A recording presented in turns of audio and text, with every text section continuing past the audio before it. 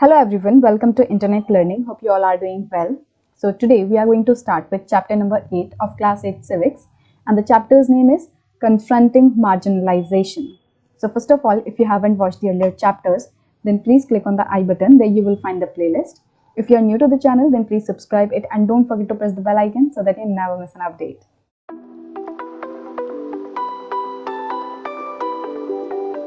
So let's start with our today's chapter, that is Confronting Marginalization.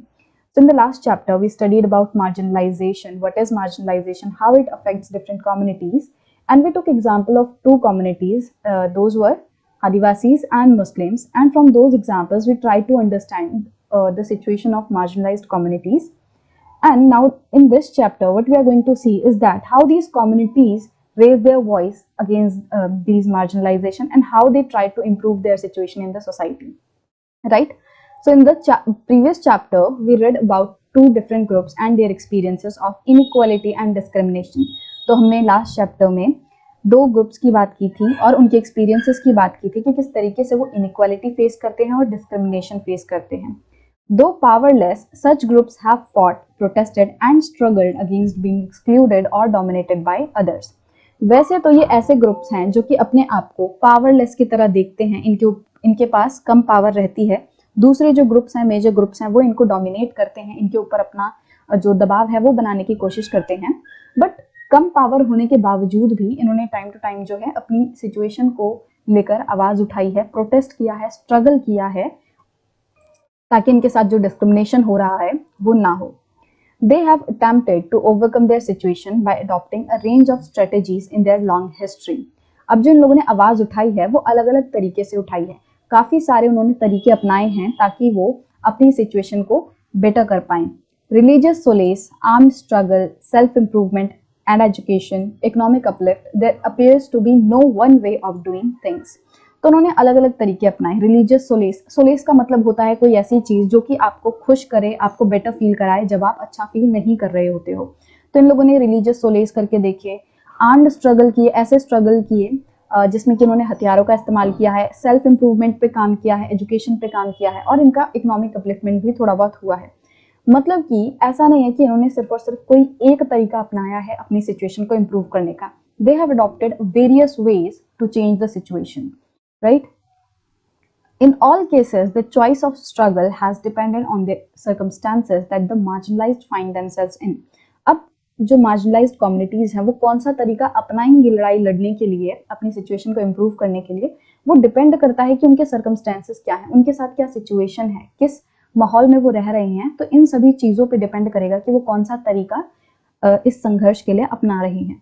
In this chapter, we will read about some of the ways in which groups and individuals challenge existing inequalities. तो इस chapter में हम क्या देखने वाले हैं कि कुछ ऐसे तरीके जिनको कि marginalized communities, groups और individuals जो हैं अपनाते हैं ताकि वो इस inequality को challenge कर पाएं, इसके खिलाफ आवाज उठा पाएं. राइट? मतलब कि हम कुछ तरीके देखेंगे कि इनको यूज करके लोग आवाज उठाते हैं. Adivasis, Dalits, Muslims, women and other marginal groups argue that simply by being citizens of a democratic country they possess equal rights that must be respected. तो सभी जो मार्जिनल ग्रुप्स हैं, भले वो आदिवासी हो, दलित्स, मुस्लिम्स या फिर औरतें या और भी कोई दूसरा जो मार्जिनल ग्रुप है, वो क्या कहता है कि मतलब हमारे साथ ये जो इनइक्वालिटी हो रही है उसको गलत साबित करने के लिए सिर्फ यही चीज काफी है कि हम एक डेमोक्रेटिक कंट्री में रह रहे हैं. मतलब कि हम जब डेमोक्रेटिक कंट्री में रहते हैं, इसका मतलब क्या है कि सभी लोगों के पास इक्वल पावर होनी चाहिए, जो जनता है वो सबसे ऊपर है, और अगर एक पर्सन के पास एक राइट है तो दूसरे के पास भी सेम राइट होना चाहिए. राइट? तो ये सभी जो मार्जिनल ग्रुप्स हैं वो क्या कहते हैं, क्योंकि हम एक डेमोक्रेटिक कंट्री का पार्ट हैं तो हमें हक है कि जो दूसरों को अधिकार मिला है वही सेम अधिकार हमें ही मिले. मतलब कि हम 100 जो दलीलें हैं वो क्यों दें कि क्यों हमें इक्वल राइट मिलना चाहिए. सिर्फ इतना ही कहना काफी है कि हम एक डेमोक्रेटिक कंट्री के निवासी हैं, यही कहना काफी है हमें जो हक है हमारा इक्वल राइट्स का वो दिलवाने के लिए. Many among them look up to the Constitution to address their concerns. अब बहुत सारे ऐसे मार्जिनल ग्रुप्स हैं जो कि कॉन्स्टिट्यूशन की ओर देखते हैं, कॉन्स्टिट्यूशन की रेफरेंस देते हैं ताकि उनको ये जो राइट्स हैं उनके मिल पाएं. कॉन्स्टिट्यूशन की रेफरेंस क्यों देते हैं, क्यों वो कॉन्स्टिट्यूशन को आधार बनाते हैं अपनी लड़ाई लड़ने के लिए, तो ये भी हम देखेंगे. In this chapter, we will see why the Constitution of India is something that marginalized groups invoke in the course of their struggle. तो इस चैप्टर में हम देखेंगे कि क्यों जब भी कोई मार्जिनल ग्रुप लड़ाई लड़ता है तो वो कॉन्स्टिट्यूशन का सहारा लेता है, कॉन्स्टिट्यूशन की बात करता है कि कॉन्स्टिट्यूशन में ऐसा लिखा है, वैसा लिखा है, क्यों वो अपने स्ट्रगल के टाइम कॉन्स्टिट्यूशन का इतना इस्तेमाल करता है. As part of this, we will look at how rights are translated into laws to protect groups from continued exploitation, and we will also look at the government's effort to formulate policies to promote the access of these groups to development. अब इस chapter में हम ये भी देखेंगे कि जो rights हमारा कॉन्स्टिट्यूशन हमें देता है, किस तरीके से उन राइट्स को लॉज में कन्वर्ट किया जाता है, लॉज में ट्रांसलेट किया जाता है. कि अगर हमारा कॉन्स्टिट्यूशन हमें कोई पर्टिकुलर राइट देता है तो गवर्नमेंट क्या करती है कभी कभी कि उन लॉज को, उन राइट्स को इम्प्लीमेंट करने के लिए कुछ लॉज बना देती है. राइट, तो वो क्यों बनाती है, किस तरीके से वो जो राइट्स हैं उनके लिए लॉ बनते हैं, इस पे भी हम बात करेंगे इस चैप्टर में. और ये जो लॉज हैं वो क्यों बनाए जाते हैं, ताकि जो एक्सप्लॉइटेशन हो रहा है कुछ ग्रुप्स का वो बंद हो सके. राइट, और हम ये भी देखेंगे कि गवर्नमेंट ने क्या क्या कदम उठाए हैं, क्या क्या उन्होंने पॉलिसीज जो है वो बनाई हैं, ताकि ये जो मार्जिनलाइज्ड ग्रुप्स हैं ये और बेटर जो है इनकी सिचुएशन हो पाए, ताकि इनकी सिचुएशन जो सोसाइटी में है उसको अपलिफ्ट कर पाएं और उनको डेवलपमेंट का जो पार्ट है वो भी बना पाएं. क्योंकि क्या हो रहा है कि हम देश में डेवलपमेंट तो कर रहे हैं, हम रोड बना रहे हैं, इंफ्रास्ट्रक्चरल डेवलपमेंट हो रही है, हॉस्पिटल्स वगैरह बन रहे हैं, बट बहुत सारे ऐसे ग्रुप्स हैं जो कि इस डेवलपमेंट को अच्छे से इस्तेमाल ही नहीं कर पा रहे. उन ग्रुप्स को इस डेवलपमेंट का कोई फायदा नहीं हो रहा. राइट, जिस पर्सन के पास अभी रहने के लिए घर ही नहीं है वो बड़े बड़े जो ब्रिजेस हैं वो उनके बनने से क्यों खुश होगा. राइट, सो हमें क्या करना है कि सभी जो ग्रुप्स हैं उनको डेवलपमेंट का पार्ट बनाना है, उनको जो डेवलपमेंटल फैसिलिटीज हैं वो पहुंचानी है उन तक. तो इन सभी चीजों को लेकर गवर्नमेंट ने क्या कदम उठाए हैं उस पर भी हम बात करेंगे. So this was basically an introductory video regarding the confronting marginalisation, and from the next video we are going to start with our chapter. So I hope you like this video और आपको idea लग गया होगा कि इस chapter में हम क्या क्या चीजें देखने वाले हैं. So it's very important to create a base to understand what we are going to study in this chapter, so that कि आप सारे जो टॉपिक्स हैं उन्हें रिलेट कर पाओ और समझ सको कि आखिरकार जो भी हम पढ़ रहे हैं वो क्यों पढ़ रहे हैं और क्यों जरूरी है. Right, so from the last video we have started our chapter number 8, and in that video we saw that what we are going to see in this chapter, we will see that how different marginalized groups have fought for their rights, for their equality, and what kind of strategies and methods they have adopted for their struggles. So in this video what we are going to see is that how marginalized groups take help of constitution for their justice, for the equality that they deserve. So invoking fundamental rights, कि किस तरीके से जो marginalized groups हैं वो fundamental rights पे जोर देते हैं और ये कहते हैं कि हमें हमारा जो अधिकार है वो मिलना चाहिए. So the Constitution, as you have learned in the first chapter of this book, lays down the principles that make our society and polity democratic. तो जो चैप्टर नंबर 1 था हमारा, उसमें हमने ये देखा था कि जो कॉन्स्टिट्यूशन है वो क्या करता है, वो किसी भी सोसाइटी के बारे में ये बताता है कि वो सोसाइटी कैसी होने वाली है, उसके रूल्स, उसके जो लॉज हैं वो सारे हमारे कॉन्स्टिट्यूशन में रहते हैं. और कॉन्स्टिट्यूशन को देख के हम ये आइडिया लगा सकते हैं कि ये सोसाइटी का जो ये देश बनने वाला है उसका किस तरीके से पॉलिटिकल सिस्टम होना चाहिए, किस तरीके की वो सोसाइटी जो है वो होनी चाहिए, और जो इस देश में रहने वाले लोग हैं वो इस देश को आगे चल के कैसा देखना चाहते हैं, वो चीजें जो है कॉन्स्टिट्यूशन में लिखी होती हैं. They are defined in through the list of fundamental rights that are an important part of the constitution. अब हमारे कॉन्स्टिट्यूशन का एक बहुत इंपॉर्टेंट पार्ट क्या है, फंडामेंटल राइट्स, कि हमारा जो कॉन्स्टिट्यूशन है वो सभी नागरिकों को एक राइट्स जो है कुछ वो प्रोवाइड कराता है. और इन सभी राइटों की हेल्प से वो क्या इंश्योर करना चाहता है कि जो हर एक नागरिक है हमारे देश का वो एक अच्छी लाइफ जी सके, उसके साथ गलत ना हो. These rights are available to all Indians equally. अब जितने भी फंडामेंटल राइट्स हैं वो सभी इंडियंस के पास इक्वली अवेलेबल हैं. मतलब कि जो फंडामेंटल राइट्स हैं वो डिस्क्रिमिनेट नहीं करते किसी भी पर्सन के साथ. मतलब कि चाहे कोई भी पर्सन हो, चाहे वो किसी भी रेस का हो, किसी भी बैकग्राउंड का हो, क्लास, कास्ट, जेंडर, कोई भी उसका बैकग्राउंड हो, जो फंडामेंटल राइट्स हैं वो सभी पे एक बराबर जो है वो अप्लाई होते हैं. As far as the marginalized are concerned, they have drawn on these rights in two ways. तो अगर हम marginalized जो communities हैं उनकी बात करें तो उन्होंने इन fundamental rights का दो तरीके से इस्तेमाल किया है. First, by insisting on their fundamental rights, they have forced the government to recognize the injustice done to them. जो पहला तरीका है जिसके थ्रू उन्होंने फंडामेंटल राइट्स का इस्तेमाल किया है वो क्या है कि उन्होंने अपने फंडामेंटल राइट्स पर जोर देते हुए गवर्नमेंट का ध्यान जो है वो आकर्षित किया है उस अनजस्टिस के तरफ जो कि उनके साथ हो रहा है। They have forced the government to recognize the injustice to them. मतलब कि जो अन्याय उनके साथ हो रहा है उनके तरफ ध्यान आकर्षित किया है। क्या कह के कि देखो हमारे फंडामेंटल राइट्स हमें ये कहते हैं कि हमें ये अधिकार मिलने चाहिए, बट ये अधिकार हमें नहीं मिल रहे हैं, हमारे साथ अन्याय हो रहा है। Second, they have insisted that the government enforce these laws. दूसरा जो तरीका है जिसके थ्रू मार्जिनलाइज लोगों ने फंडामेंटल राइट्स का इस्तेमाल किया है वो ये कह के किया है कि जो गवर्नमेंट है उसे इन लॉज को इन्फोर्स भी करना चाहिए, उन्हें लागू भी कर देना चाहिए। मतलब कि तुमने लॉज तो बना लिए बट उन लॉज को तुम अच्छे से इंप्लीमेंट ही नहीं कर रहे, उनको अच्छे से लागू ही नहीं कर रहे, तो फिर फायदा क्या। तो इस चीज पे उन्होंने जोर दिया है कि गवर्नमेंट को ये जो लॉज हैं उनको अच्छे तरीके से इंप्लीमेंट करना चाहिए, लागू करना चाहिए। In some instances, the struggle of the marginalized have influenced the government to frame new laws in keeping with the spirit of the fundamental rights. कुछ केसेस हमें ऐसे भी देखने मिले हैं जहाँ पे क्या हुआ है कि मतलब जो मार्जिनलाइज लोग हैं उन्होंने संघर्ष किया, उन्होंने स्ट्रगल किया है और उनके स्ट्रगल के चलते जो गवर्नमेंट है वो मजबूर हो गई कोई नया लॉ बनाने के लिए कि जो मार्जिनलाइज लोग हैं उन्होंने कोई आवाज उठाई, अपने हक की बात की और सिचुएशन कुछ ऐसी बनी कि जो गवर्नमेंट है उसे समझ आया कि इन लोगों का अधिकार जो है वो इन्हें नहीं मिल रहा और उसे दिलाने के लिए गवर्नमेंट ने कभी कभी नए लॉज भी फ्रेम किए हैं ताकि जो फंडामेंटल राइट्स हमारा कॉन्स्टिट्यूशन लोगों को दे रहा है वो उन्हें सच में मिल पाए। Article 17 of the Constitution states that untouchability has been abolished. What this means is that no one can henceforth prevent Dalits from educating themselves, entering temples, using public facilities, etc. तो हमारे कॉन्स्टिट्यूशन का article 17 जो है वो untouchability को abolish करता है। हम एग्जाम्पल देख रहे हैं कि किस तरीके से जो कॉन्स्टिट्यूशन है वो लोगों को उनके फंडामेंटल राइट्स को सेफगार्ड करने में मदद करता है। तो कॉन्स्टिट्यूशन का जो आर्टिकल 17 है वो क्या करता है, वो अनटचेबिलिटी की जो प्रैक्टिस है उसे एबॉलिश करता है, उसे एक तरीके से बैन करता है और कोई भी अगर पर्सन अनटचेबिलिटी करता हुआ दिखाई देगा तो उसके साथ जो है एक्शन लिया जाएगा। मतलब कि कोई भी जो दलित है, कोई भी ऐसा पर्सन जिसके साथ पहले लोग अनटचेबिलिटी किया करते थे, छुआछूत जो है वो किया करते थे, मतलब कि अनटचेबिलिटी मतलब क्या हुआ कि यहाँ पे कोई पर्सन है वो ये कहता है कि दूसरे पर्सन को कि अगर मैं तुम्हें छू दूंगा तो मैं गंदा हो जाऊंगा, तो ये जो पर्सन है, ये वाला पर्सन, ये इस वाले पर्सन के साथ अनटचेबिलिटी कर रहा है।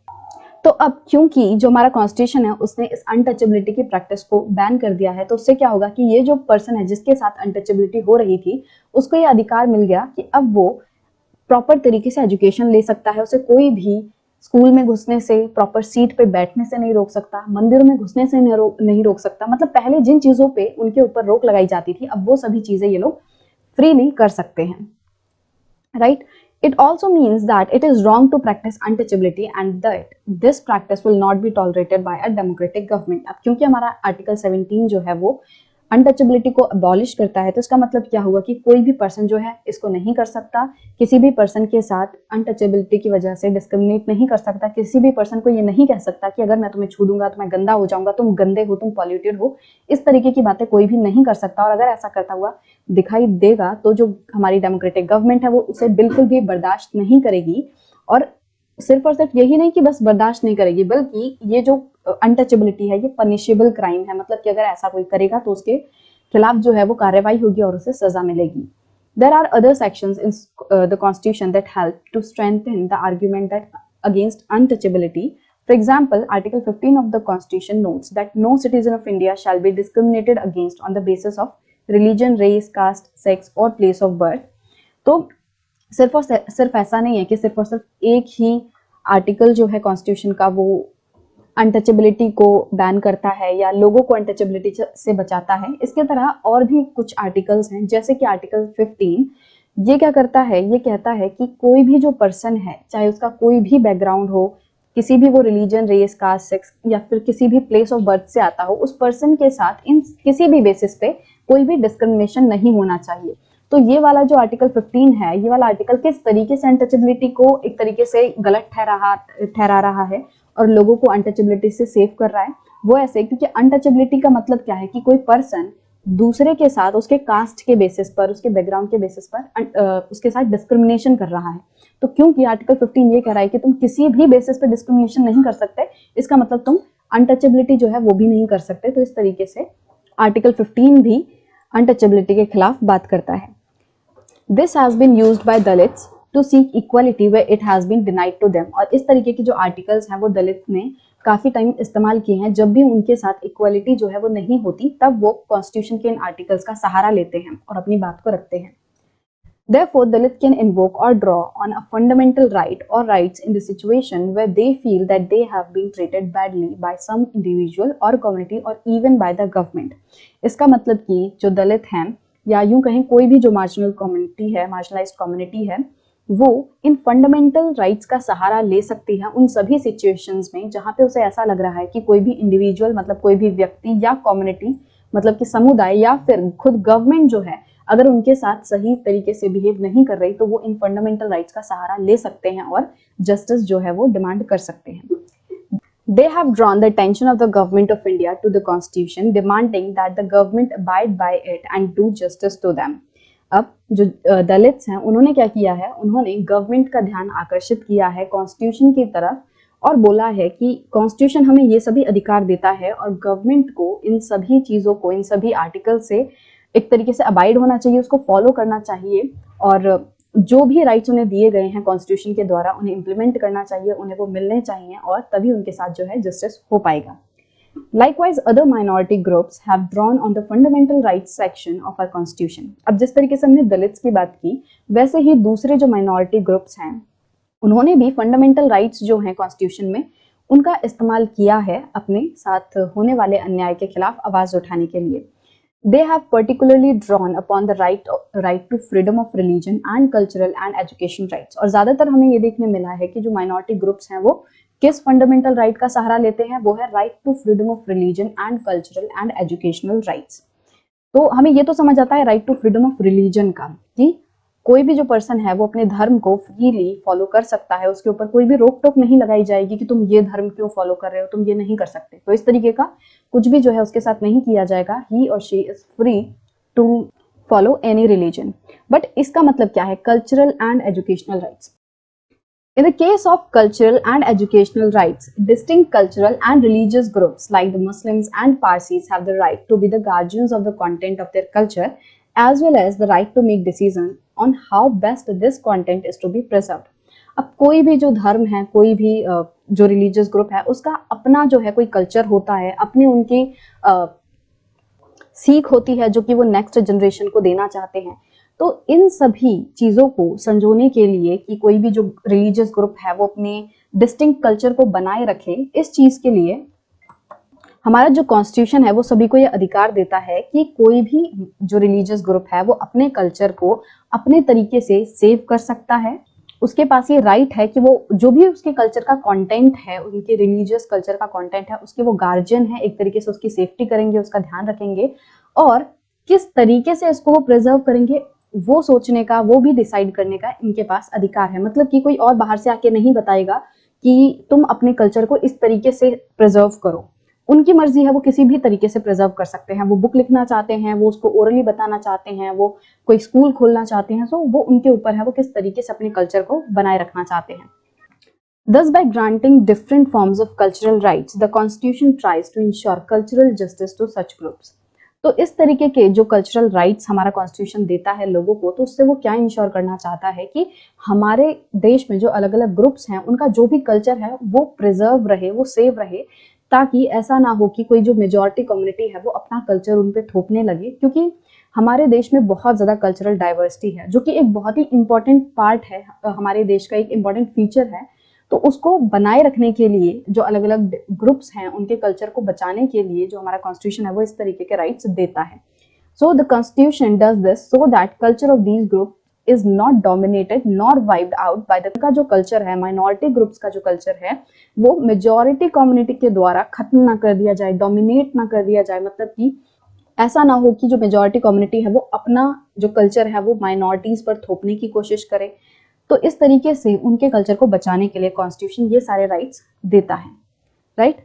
सो यहाँ पे हमने बीच में दलित्स की बात की थी कि किस तरीके से दलित जो हैं उन्होंने फंडामेंटल राइट्स का इस्तेमाल किया है अपने अधिकार पाने के लिए। तो जो दलित वर्ड है उसका मतलब होता है ब्रोकन, मतलब कि टूटा हुआ। और ये जो वर्ड है ये दलित ने खुद अपने लिए इस्तेमाल किया है, is used deliberately and actively by groups to highlight the centuries of discrimination they have experienced within the caste system। और ये जो वर्ड है दलित या ब्रोकन, उन्होंने किस लिए इस्तेमाल किया है, वो ये दिखाने के लिए इस्तेमाल किया है कि किस तरीके से सदियों से उनके साथ कास्ट सिस्टम की वजह से डिस्क्रिमिनेशन हो रहा है और किस तरीके से उन्हें मेन स्ट्रीम सोसाइटी से तोड़ दिया गया है, अलग करके देखा जाता है।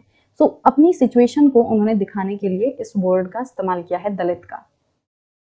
Now here a poem is given, और ये जो पोएम है वो सोयराबाई ने लिखी है, जो कि जो वेल नोन भक्ति पोएट थे चोकामेला, उनकी वाइफ थी। तो आप भक्ति जो मूवमेंट है उसके बारे में भी आप आगे पढ़ोगे हिस्ट्री में। सो जो चोकामेला थे वो महार कास्ट से बिलोंग करते थे, और महार कास्ट से कौन और बिलोंग करता था जो बहुत फेमस है, वो है डॉक्टर भीमराव अंबेडकर, वो भी महार कास्ट से ही बिलोंग करते थे। तो ये जो कास्ट है उसको उस टाइम पे अनटचेबल कंसिडर किया जाता था, जो अशुद्ध जो है इनको कंसिडर किया जाता था कि लोग इनको छूने से मना करते थे, ऐसा मानते थे कि अगर कोई महार कास्ट वाले पर्सन को छू देगा तो वो गंदा हो जाएगा। तो उन्होंने, जो सोयराबाई हैं, उन्होंने अपनी सिचुएशन को दिखाते हुए ये पोएम लिखी है। A body is unclean, they say only the soul is untainted. वो कहती हैं कि जो बॉडी है वो अनक्लीन है, वो अनक्लीन है, वो गंदी है, और जो आत्मा है, जो सोल है, सिर्फ और सिर्फ वही अनटेंटेड है, मतलब कि बेदाग है। मतलब ये जो बॉडी, हमारा शरीर है, वो तो गंदा है, बट हमारी आत्मा जो है वो शुद्ध है, ऐसा वो लोग कहते हैं, राइट। दे से मतलब जो अपर कास्ट वाले लोग हैं उनकी बात करी जा रही है। But the impurity of the body is born with in the body. But Soyarabai क्या कहती हैं कि ये जो इम्प्योरिटी की तुम बात कर रहे हो ना, ये बॉडी के अंदर ही होती है, बॉडी के अंदर ही जन्म लेती है। By which ritual does the body became pure. और क्या ऐसा रिचुअल किया जाए, क्या ऐसी चीजें करी जाए, अनुष्ठान किया जाए जिसकी वजह से जो बॉडी है वो प्योर बन सकती है। Not a creature has been born except in a bloody womb. तो वो कहती हैं कि इस दुनिया में कोई भी ऐसा नहीं है जो कि ब्लडी वूम्ब के अलावा किसी और तरीके से पैदा हुआ हो। मतलब कि जो माँ का वूम्ब होता है, जो गर्भ होता है, सभी लोगों ने वहीं पे जन्म लिया है, वहीं पे वो लोग जो हैं वो डेवलप हुए हैं, बाद में उन्होंने वहीं से जो है अपना बर्थ लिया है। मतलब कि सभी लोगों ने एक ही तरीके से जन्म लिया है, सभी लोग एक ही तरीके से इस दुनिया में आए हैं। This is the glory of God, और यही भगवान की जो है माया है, उनकी महिमा है। Defilement exist with him. वो कहते हैं कि जो भी तुम ये गंदगी की बात कर रहे हो, दूषित होने की बात कर रहे हो, ये अंदर ही होती है किसी भी पर्सन की। The body is polluted from within. जो बॉडी है वो अंदर से ही पॉल्यूटेड है। Be sure of it says the Mahari Chokha. और वो कहते हैं कि इस चीज को तुम ध्यान रखो, जो महारी चोका है वो ऐसा कहते हैं। तो इससे हमें क्या समझ आता है कि सबसे पहले तो वो इस चीज पे फोकस करना चाहती हैं कि सभी एक ही तरीके से तो इस दुनिया में आते हैं, तो फिर क्या ऐसा है जो किसी को अच्छा और किसी को बुरा बनाता है। Soyrabai is questioning the idea of purity and arguing that since every human is born in the same manner, there is nothing that makes one body less or more pure than the other. वो कहती हैं, वो जो ये पूरा purity और impurity का पूरा सिस्टम चला आ रहा है, जिसकी वजह से कुछ लोगों को अनटचेबल माना जाता है, तो इस पूरे सिस्टम पे, इस पूरे आइडिया पे वो सवाल उठा रही हैं, और वो कह रही हैं कि जब हर एक इंसान एक ही तरीके से जन्म लेता है, तो फिर ऐसा क्या है जो कि किसी को अच्छा और किसी को बुरा बना रहा है। मतलब कि जब सब लोग एक तरीके से आ रहे हैं, तो सभी लोग जो हैं वो एक ही समान हैं। कोई चीज जो है, कोई भी जो पर्सन है, वो किसी से ऊपर और किसी से नीचे नहीं है, राइट। कुछ भी ऐसा नहीं है जो किसी को बेटर बना रहा है और किसी को जो दूसरों से कमतर बना रहा है। She is possibly also trying to say that pollution, a key tool of the caste system to separate or deny people access to spaces, work, knowledge, and dignity occurs not through the nature of work done, but from within, from your thoughts, values, and beliefs. और हो सकता है कि वो इस poem से ये भी दर्शाना चाहती हो कि जिस पॉल्यूशन की तुम बात कर रहे हो, जिस गंदगी की तुम बात कर रहे हो, जिसके ऊपर पूरा जो कास्ट सिस्टम है वो बैठा हुआ है, मतलब जिस पे बेस्ड है, तो ये जो पॉल्यूशन है वो किसी भी काम करने की वजह से नहीं आता। मतलब कि कास्ट सिस्टम की वजह से क्या होता है, किसी भी पर्सन के साथ, उसके साथ डिस्क्रिमिनेशन होता है। उस पर्सन को जो जगहें हैं, कोई मंदिर में जाने से रोका जाता है, पब्लिक स्पेसेस पे जाने से रोका जाता है, उसको काम जो है वो नहीं करने दिया जाता कि वो जो कन्वेंशनल काम पहले से कर रहा था, सिर्फ और सिर्फ वही उसे करने के लिए अलाउ किया जाता है। उसे ये नहीं अलाउ किया जाता कि वो काम छोड़ के कोई और काम ऑप्ट करे। उसे स्कूल नहीं जाने दिया जाता, नॉलेज उसे नहीं लेने दी जाती, उसकी डिग्निटी को लोग ठेस पहुंचाते हैं। तो ये सभी चीजें किसकी वजह से होती हैं? कास्ट सिस्टम की वजह से। और कास्ट सिस्टम किस पे बेस्ड है? इस पॉल्यूशन की वजह से। तो वो ये कहना चाह रहे हैं कि जो भी तुम पॉल्यूशन की बात कर रहे हो जिसपे पूरा कास्ट सिस्टम बेस्ड है, जो कि कास्ट सिस्टम का एक बहुत इंपॉर्टेंट टूल है, ये जो पॉल्यूशन है वो किसी के काम करने की वजह से नहीं आता। ये पॉल्यूशन वो बंदा क्या काम कर रहा है उस पर डिपेंड नहीं करता, बल्कि ये जो पॉल्यूशन है वो किसी के अंदर से आता है, फ्रॉम विद इन आता है। और कैसे विद इन आता है? फ्रॉम विद इन आता है फ्रॉम योर थॉट्स। किसी के खुद के विचारों की वजह से वो पॉल्यूटेड होता है, उसके वैल्यूज की वजह से और उसके बिलीव्स की वजह से। कोई पर्सन अगर उसके वैल्यूज अच्छे नहीं हैं या उसके बिलीव्स, जिन बातों पे वो मानता है वो अच्छे नहीं है, तो इन सभी चीजों की वजह से वो गंदा बनेगा। मतलब कि वो जो काम कर रहा है, अगर कोई झाड़ू लगा रहा है, कोई कचरा उठाने का काम कर रहा है, उसकी वजह से कोई भी जो पर्सन है वो दूषित नहीं हो जाता, बल्कि ये जो सोच है तुम्हारी, जो गंदी सोच है, जो दूसरों को तुम कम समझ रहे हो, जो वैल्यूज हैं गंदी, जिन गंदे विचारों पे तुम बिलीव करते हो, वो सारी चीजें तुम्हें गंदा बनाती हैं। राइट? तो वो इस चीज की तरफ फोकस करना चाहते हैं कि हम जो काम करते हैं वो गंदे नहीं है, बल्कि तुम अगर गंदा सोच रहे हो तो तुम पॉल्यूटेड होगे। और कोई भी जो पर्सन है वो काम से गंदा नहीं होता, बल्कि अंदर से गंदा होता है। उसके वैल्यूज, उसके थॉट्स, उसके बिलीव्स उसे गंदा बनाते हैं। Laws for the marginalized. So in the last video, we saw that how marginalized groups use constitution and fundamental rights for their equality, for the justice that they deserve.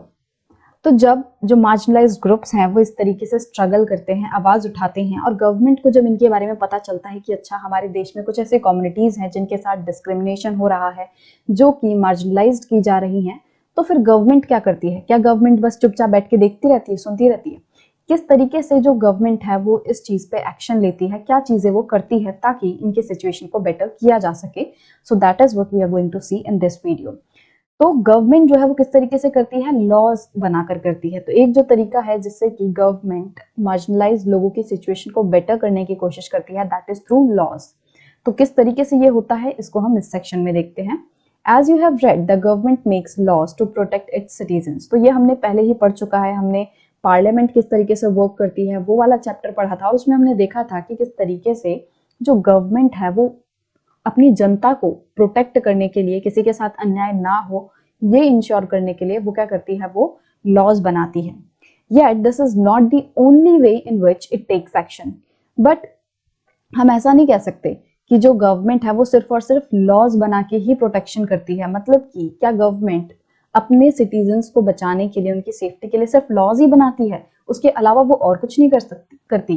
तो ऐसा नहीं है, वो और भी काफी चीजें करती है जिससे कि जो गवर्नमेंट है वो कोशिश करती है कि उसके देश के जो लोग हैं वो सेफ रहें, उनके जो राइट्स हैं उनका हनन ना हो। There are specific laws and policies for the marginalised in our country.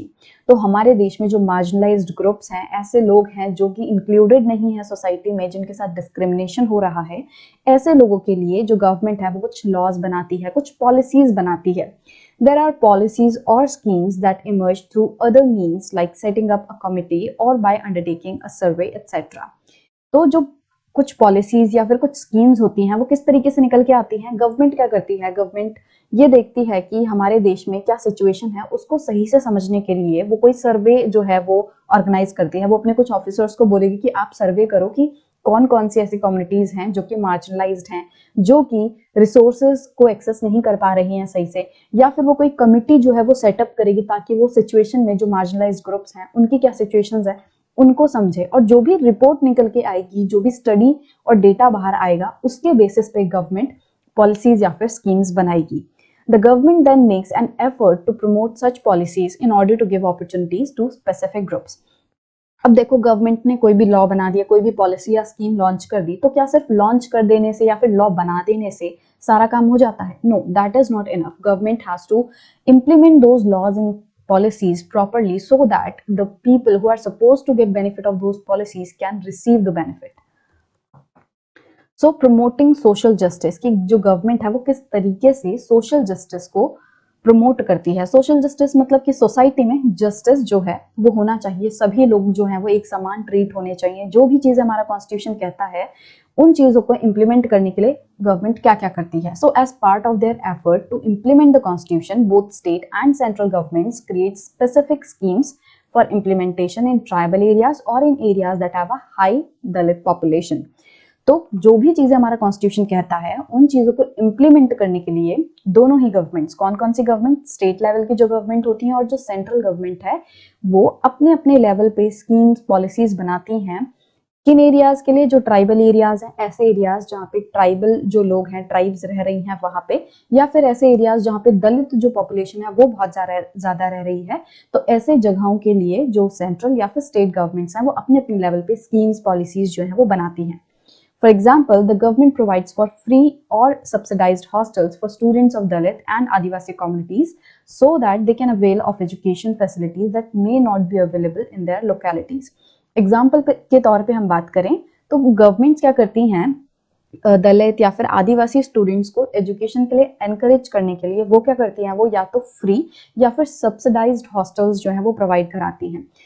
देखो कोई भी बच्चा स्कूल में या कॉलेज में एडमिशन ले रहा है तो कभी कभी उन्हें क्या करना पड़ता है, बहुत ही दूर, अपने घर से दूर जाके स्टडी करनी पड़ती है। अब जब वो अपने घर से दूर जाएगा तो उसका खर्चा जो है वो बहुत ज्यादा होगा, वो वहां पे रहेगा, अपना खाना पीना करेगा, ठीक है, तो उसकी जो वहां पे जीने का खर्चा होगा वो बहुत ज्यादा हो जाता है, राइट। फीस तो आपको देनी ही पड़ेगी, बट उसके साथ साथ रहने के लिए जो उसके हॉस्टल की फैसिलिटीज है या फिर वो पीजी वगैरह में या रूम रेंट लेके रह रहा है, तो वो सारी चीजों में क्या होता है, उसको खर्चा लगता है। तो कभी कभी क्या होता है कि जो बच्चे बाहर आके पढ़ना चाहते हैं, अपने गांव या शहर से निकल के किसी दूसरे जगह पे जाके पढ़ना चाहते हैं, तो कभी कभी वो इसलिए नहीं पढ़ पाते क्योंकि उनके पास उतना पैसा नहीं है कि वो वहां पे सस्टेन कर पाए।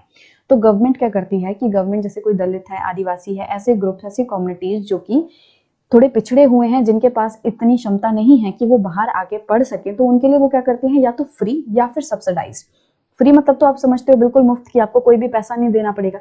सब्सिडाइज्ड मतलब होता है थोड़ा सा सस्ता करके, जैसे आप डिस्काउंट समझते हो ना कि 100 रुपए जो है दुकान वाला बोलता है आपको, फिर आप कहते हो अरे नहीं नहीं भैया 100 नहीं, थोड़ा कम लगाओ, या फिर वो क्या कहता है कि 20% डिस्काउंट पे चल रहा है, ठीक है, तो आप 100 की जगह 80 पे ले जाओ, राइट। तो इसी तरीके से गवर्नमेंट क्या करती है, गवर्नमेंट सब्सिडीज देती है, कि गवर्नमेंट कह रही है कि अगर आपको जो स्कूल है उसकी फीस 100 देनी है तो आपको 100 रुपए देने की जरूरत नहीं है, आप 85 रुपए दे दो, उतना ही काफी है, उतनी ही फीस में हम आपको जो हॉस्टल है वो दे देंगे।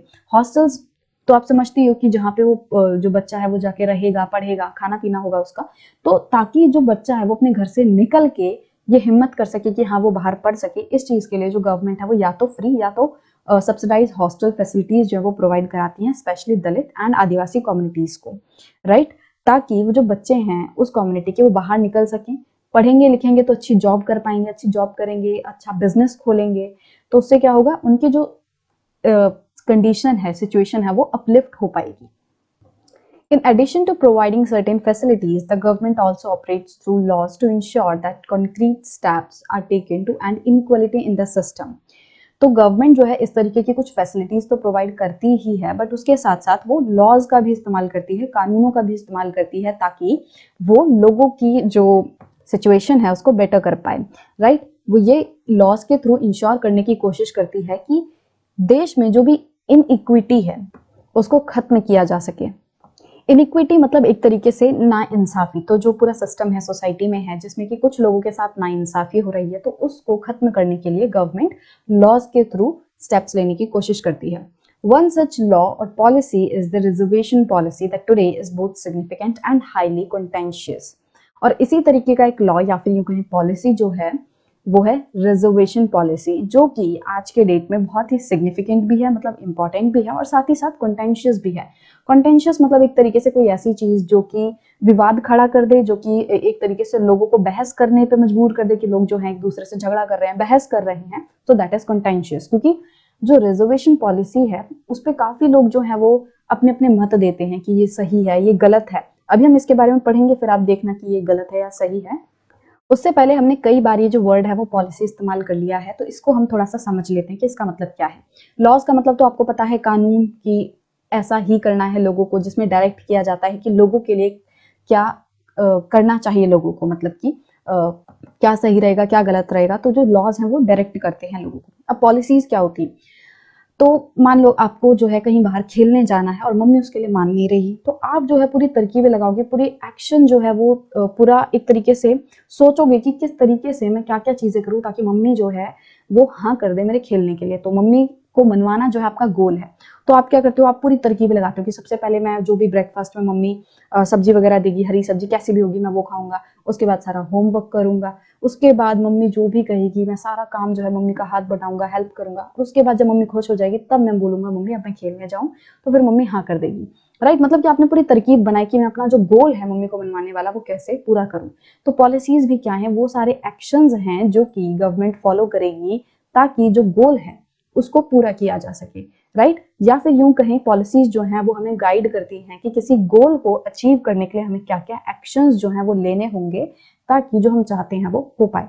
राइट, जैसे कि गवर्नमेंट के केस में गवर्नमेंट चाहती है कि जो लोगों की सिचुएशन है वो अच्छी हो, तो गोल क्या है, लोगों की सिचुएशन को बेटर करना, मार्जिनलाइजेशन को या इनइक्विटी को खत्म करना। तो उसके लिए गवर्नमेंट एक पॉलिसी बनाएगी, और पॉलिसी में क्या होगा, कुछ स्टेप्स एक तरीके से होंगे या कुछ एक्शंस होंगे जो कि गवर्नमेंट को लेने हैं ताकि वो इस इनइक्विटी को खत्म कर सके। So that is policy. Now, the laws which reserve seats in education and government employment for Dalits and Adivasis are based on important argument that in a society like ours, where for centuries sections of the population have been denied opportunities to learn and to work in order to develop new skills or vocations, a democratic government needs to step in and assist these sections. तो अभी जो मैंने ये सारी लाइनें पढ़ी वो क्या कहना चाहती हैं, वो ये कहना चाहती हैं कि ये जो लॉज हैं जो कि रिजर्वेशन दे रहे हैं एजुकेशन के फील्ड में या फिर गवर्नमेंट एम्प्लॉयमेंट में कुछ लोगों को, तो ये जो रिजर्वेशन है वो किस लिए दिया जा रहा है, किन चीजों पे बेस्ड है वो, मतलब कि जो लोग रिजर्वेशन दे रहे हैं या फिर जो लोग रिजर्वेशन को सपोर्ट कर रहे हैं वो क्या कह रहे हैं कि हाँ रिजर्वेशन सही है।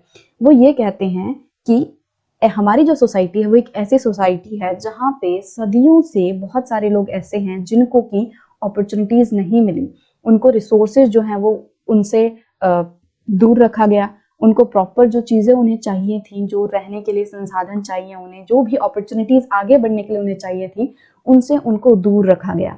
राइट, और ऐसी सिचुएशन में गवर्नमेंट की ये एक तरीके से ड्यूटी बनती है, गवर्नमेंट को सामने आना पड़ेगा ताकि वो ऐसे सेक्शंस को हेल्प कर सके और उनको इस सिचुएशन से बाहर निकाल के उनकी सिचुएशन बेटर कर सके। तो इसलिए जो रिजर्वेशन है वो दिया जा रहा है।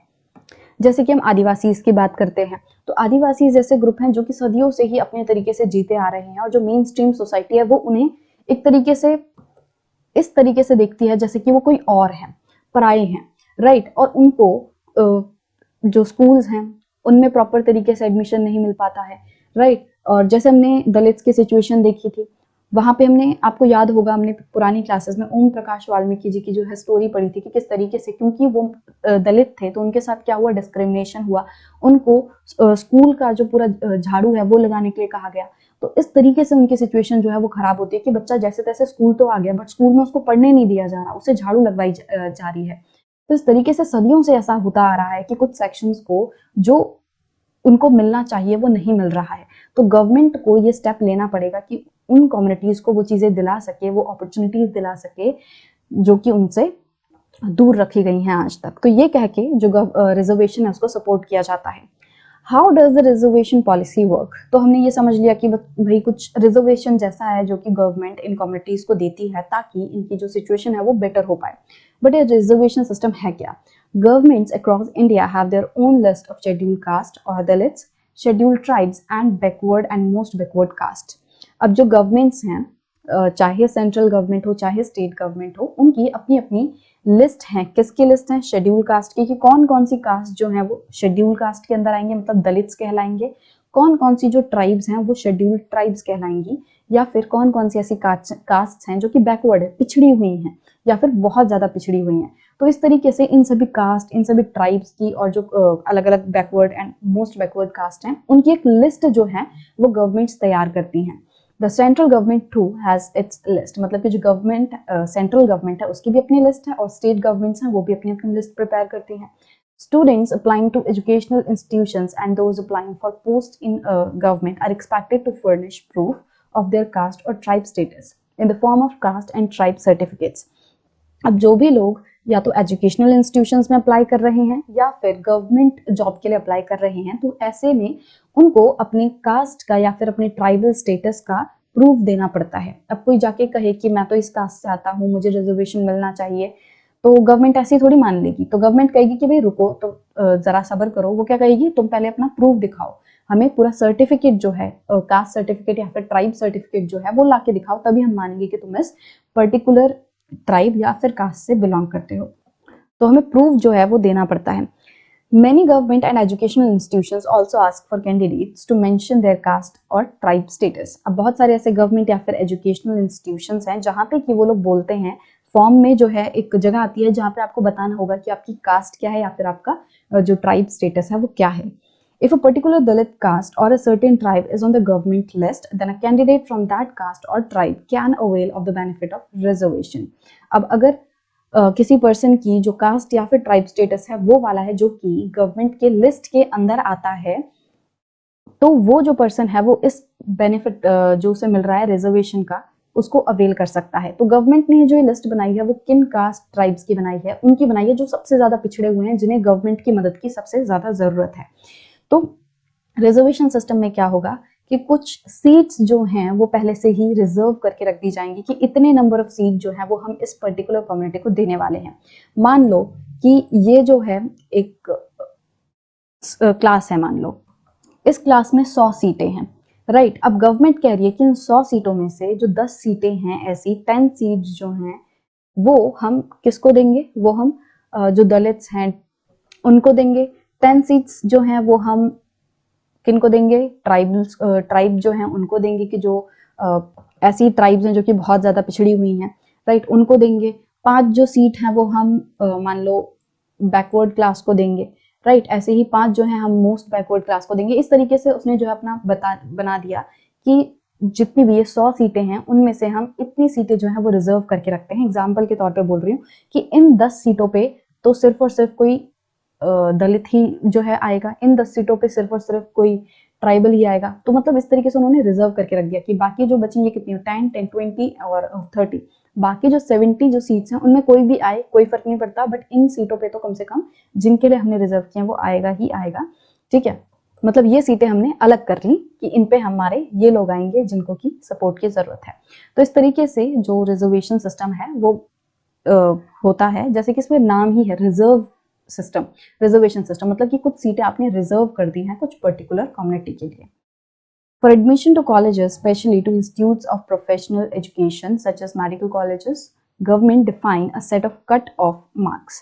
अब कॉलेजेस वगैरह में एडमिशन लेने के लिए, जो प्रोफेशनल डिग्री के लिए एडमिशन लिया जाता है कॉलेजेस में, यूनिवर्सिटीज में, वहाँ पे क्या होता है, जो गवर्नमेंट है वो कुछ कट ऑफ मार्क्स जो है वो डिफाइन करती है जिनके बेसिस पे आपको एडमिशन मिलेगा।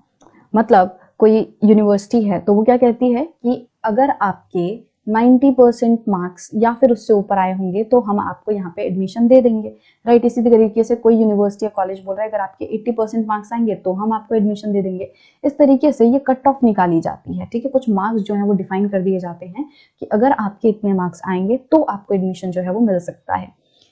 सो इसका मतलब क्या हुआ कि ऐसा नहीं है कि हर एक दलित बच्चा या फिर हर एक ट्राइबल जो कैंडिडेट है वो इन सीट्स पे आ सकता है या इनको अवेल कर सकता है, नहीं। इसका मतलब कि अगर कोई दलित भी है या फिर कोई ट्राइबल कैंडिडेट भी है उसे भी इन कट ऑफ को पूरा करना पड़ेगा, राइट। बट सिचुएशन क्या हो जाती है, रिलैक्सेशन कहाँ मिल जाती है कि मान लो नॉर्मल कैटेगरी के लिए, जैसे आपने सुना हुआ जनरल कैटेगरी के लिए क्या बोला गया है कि आपको 90% मार्क्स लाने होंगे तभी आपको इस कॉलेज में एडमिशन मिलेगा। तो वहीं दलित या फिर ट्राइबल्स को सपोर्ट करने के लिए क्या क्या दिया जाता है कि हम सारे दलित या ट्राइबल्स को तो एडमिशन नहीं दे सकते, बट क्या होगा, उन्होंने कह दिया कि चलो अगर आपके 60% या फिर उससे अबव मार्क्स आए हैं तो फिर हम आपको एडमिशन दे देंगे। मतलब कि अगर आप दलित हो, अगर आप ट्राइबल हो, जो भी उनकी कंडीशन, उसके हिसाब से उन्होंने कहा कि अगर आप बैकवर्ड कास्ट से आते हो या फिर आप दलित हो, आप ट्राइब हो, तो आपको हम क्या छूट दे रहे हैं, आपको 90% मार्क्स लाने की जरूरत नहीं है। अगर आपके 60% भी हैं तो भी हम आपको इस कॉलेज में एडमिशन दे देंगे। तो उन्हें रिलैक्सेशन मिल गई, उन्हें जरूरी नहीं है कि 90% पे एडमिशन मिले, अब उन्हें कम मार्क्स पे भी एडमिशन मिल रहा है। तो इस तरीके से उन्हें ये कट ऑफ जो है लेकिन पूरी करनी पड़ती है कि यहाँ एडमिशन तो मिल रहा है, रिलैक्स्ड है, उनको थोड़ी कम मार्क्स पे मिल रहा है, बट ऐसा नहीं है कि सभी को मिल जाएगा। कोई दलित है उसके 50% मार्क्स आए हैं तो ऐसा नहीं है कि उसको भी एडमिशन मिल जाएगा, कट ऑफ तो उसे पूरी करनी पड़ेगी। बट हाँ, फायदा यही है कि कट ऑफ थोड़ी नीचे रहती है जनरल से। Government also offer special scholarships for the students. अब गवर्नमेंट जो है इनको हेल्प करने के लिए कुछ स्कॉलरशिप जो है वो भी प्रोवाइड करती है। जैसे कि गवर्नमेंट कोई स्कॉलरशिप कोई स्कीम निकाल देगी जिसमें कि वो आपके हायर स्टडीज के लिए पूरी जो एक्सपेंसेस होंगे वो गवर्नमेंट बियर करेगी। या फिर कहीं बाहर पढ़ने जाना है, विदेश में पढ़ने जाना है, तो उसके लिए कोई गवर्नमेंट ने स्कॉलरशिप निकाली है कि कोई एग्जाम होगा उसको क्लियर करना पड़ेगा, या फिर अगर आप कितने मार्क्स आए हैं तो हम आपको ये जो स्कॉलरशिप है वो दे देंगे। और उसमें क्या होगा, आपके जितने भी एक्सपेंसेस होंगे एजुकेशन करने के लिए, पढ़ाई करने के लिए, वो गवर्नमेंट बियर करेगी, राइट। तो इस तरीके से भी जो गवर्नमेंट है वो ऑफर देती है ताकि इन लोगों की जो सिचुएशन है वो बेटर हो पाए, right. In your class 9 political science text book you will read about on reservations. जो आप क्लास 9th में पढ़ोगे उसमें आप रिजर्वेशन सिस्टम के बारे में और ज़्यादा डिटेल में पढ़ोगे, और जो बैकवर्ड क्लासेस वगैरह के लिए जो भी रिजर्वेशन मिल रहा है उसमें डिटेल में आपको और बेटर अंडरस्टैंडिंग जो है वो मिलेगी। Protecting the rights of Dalits and Adivasis. In addition to policies, our country also has specific laws that guard against the discrimination and exploitation of marginalized communities. So last video में हमने कुछ policies के बारे में समझा था। Example हमने जो रिजर्वेशन सिस्टम है उसका लिया था कि उसके थ्रू किस तरीके से जो गवर्नमेंट है वो मार्जिनलाइज्ड कम्युनिटीज को प्रोटेक्ट करने की कोशिश करती है। तो सिर्फ और सिर्फ ऐसा ही नहीं है कि पॉलिसीज का ही इस्तेमाल किया जाता है गवर्नमेंट के द्वारा, इनके अलावा कुछ लॉज भी हैं जिनको की मार्जिनलाइज्ड कम्युनिटीज के खिलाफ होने वाले डिस्क्रिमिनेशन एंड एक्सप्लॉयटेशन को रोकने के लिए यूज किया जाता है। Let us read the following case study adopted from a real life account to understand how Dalits use the protection that laws provide. तो इसमें हम अब एक केस स्टडी पढ़ेंगे जो कि रियल लाइफ अकाउंट से है, मतलब कि रियल जो केस हैं उनसे रिलेटेड ये केस स्टडी है। और इस केस स्टडी के थ्रू हम ये समझने की कोशिश करेंगे कि दलित्स किस तरीके से उन लॉज का इस्तेमाल करते हैं जो कि उनके प्रोटेक्शन के लिए बने हुए हैं। The villagers of Jamalgarh are gearing up for a big festival. तो जमालगढ़ जो विलेज है उसके सभी लोग जो हैं एक फेस्टिवल होने वाला है, एक बहुत बड़ा फेस्टिवल उनके गांव में होने वाला है, और उस फेस्टिवल के लिए सभी लोग बहुत ज्यादा उत्साहित हैं। Once in 5 years, the local deity is honored and priests from 20 neighboring villages come for this 5-day event.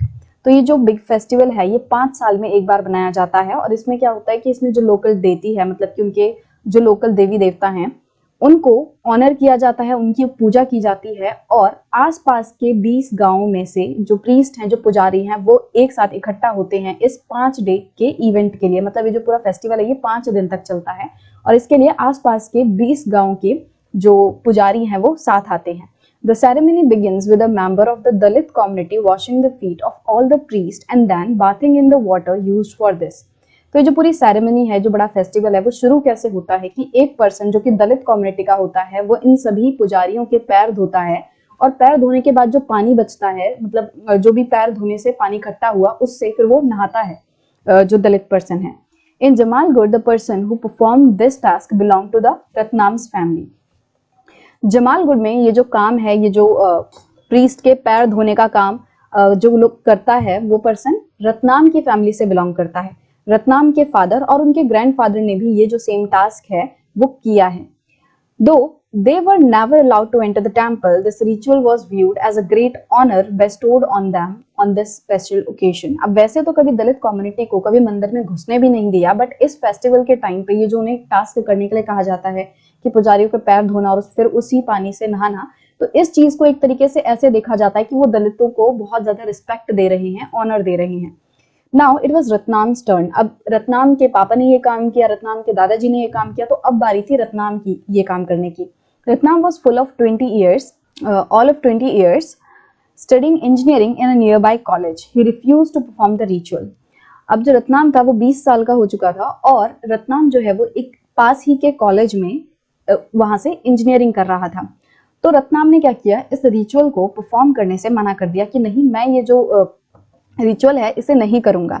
He said that he had no faith in this practice and that his family members were forced to perform this ritual because they were Dalits. तो रत्नाम कहता है कि मुझे इस practice में कोई भी faith नहीं है, कोई भी विश्वास नहीं है, और मेरे फैमिली मेंबर्स को भी ये रिचुअल इसलिए करने दी गई, मतलब एक तरीके से उस पर थोपा गया, मेरे फैमिली मेंबर्स को भी मजबूर किया गया ये प्रैक्टिस करने के लिए क्योंकि हम दलित्स हैं। रत्नाम्स refusal angered both the powerful caste in the village and some families from his own community. अब जब रत्नाम ने ये रिचुअल करने से मना कर दिया तो इसकी वजह से, इस रिफ्यूजल की वजह से दोनों ही जो कम्युनिटीज थी, पावरफुल कास्ट हो गए जो ऊंची जाति वाले लोग थे, और जो खुद रत्नाम के कम्युनिटी वाले लोग थे, जो दलित, दूसरे दलित लोग थे, वो दोनों ही लोग, मतलब पावरफुल कास्ट और रत्नाम की खुद की कम्युनिटी दलित जो है वो गुस्सा हो गए रत्नाम से। The powerful caste were shocked that such a young boy had the guts to refuse. अब जो powerful caste है वो गुस्सा करने लगी, वो हैरान रह गई कि इतना छोटा लड़का, सिर्फ 20 साल का लड़का, किस तरीके से, इसमें इतनी हिम्मत कहाँ से आई कि ये इस तरीके से मना कर रहा है। They believed that it was Ratnam's education which allowed him to imagine that he could start comparing himself with them. तो ऊंची जाति वाले लोग क्या सोचते हैं कि ये जो रत्नाम पढ़ाई लिखाई कर रहा है ना, जो उसको एजुकेशन मिल रही है, उसकी वजह से उसमें इतनी हिम्मत आई कि वो अपने आप को हमसे कंपेयर कर रहा है।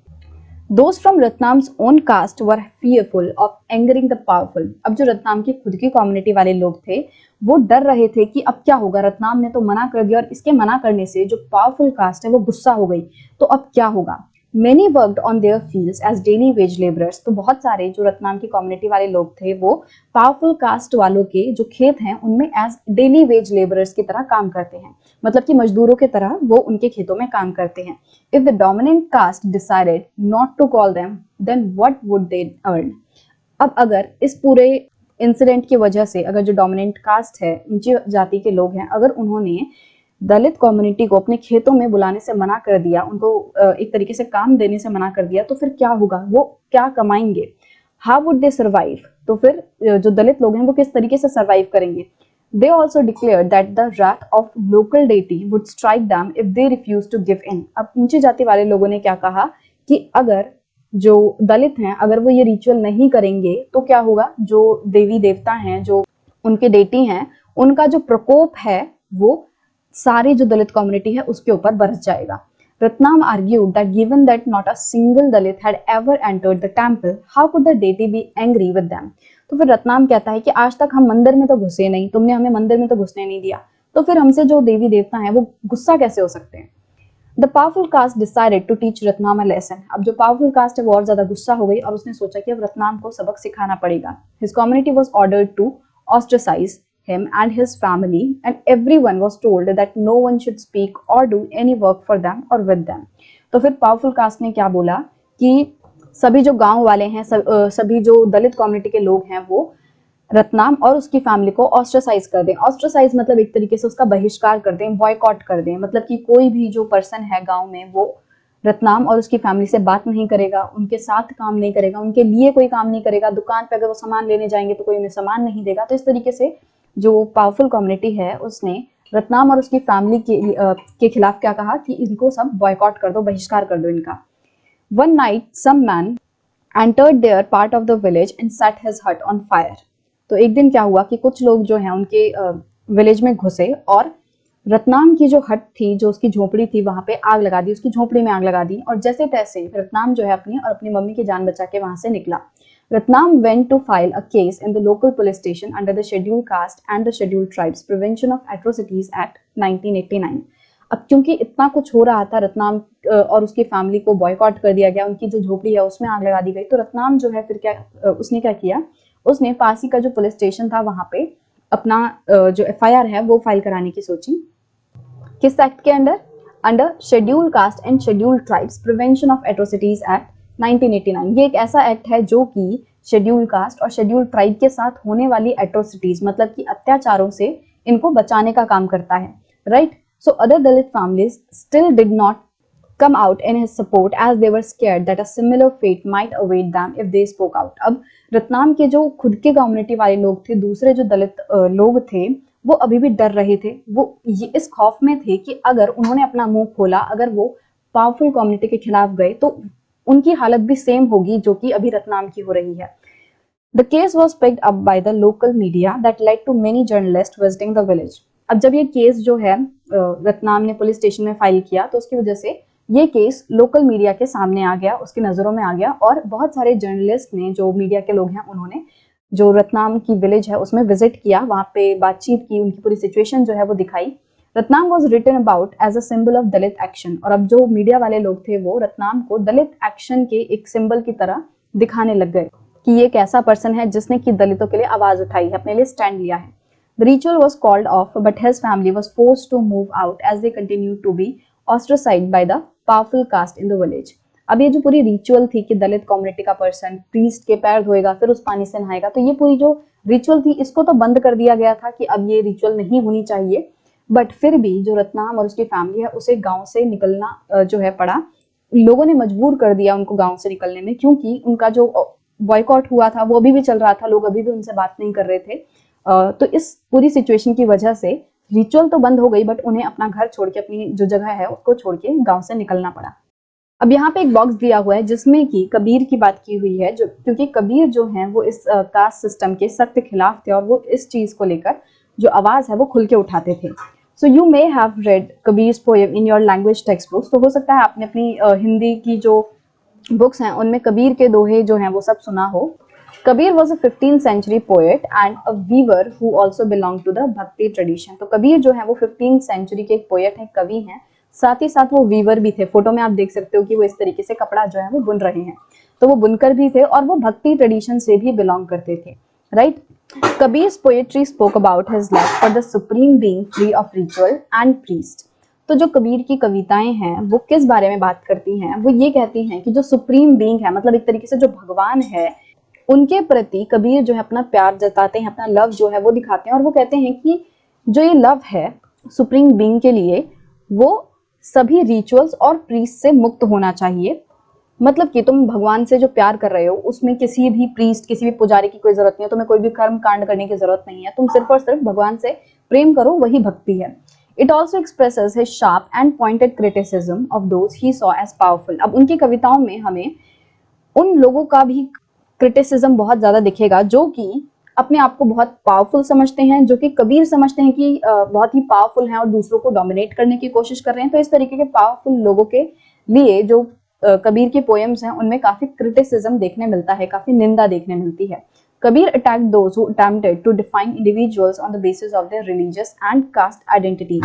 तो कबीर ने अपने पोएम्स के थ्रू उन लोगों पे भी निशाना साधने की कोशिश की है, उन पे भी गुस्सा दिखाया है जो कि लोगों को उनके रिलीजन मतलब कि उनके धर्म और कास्ट आइडेंटिटीज के ऊपर डिफाइन करते हैं, उनसे उन्हें जज करते हैं और डिस्क्रिमिनेट करते हैं। In his view every person had the ability to reach the highest level of spiritual salvation and deep knowledge within themselves through their own experience। तो कबीर का ऐसा मानना है कि कोई भी इंसान जो है वो हाईएस्ट लेवल पे पहुंचने की एबिलिटी रखता है, क्षमता रखता है। मतलब कि वो अपनी डीप नॉलेज, अपना जो भी उसको नॉलेज है, ज्ञान है, उसके मदद से, साथ ही साथ अपनी खुद के एक्सपीरियंस के मदद से वो स्पिरिचुअल सैल्वेशन के हाईएस्ट लेवल पे पहुंच सकता है।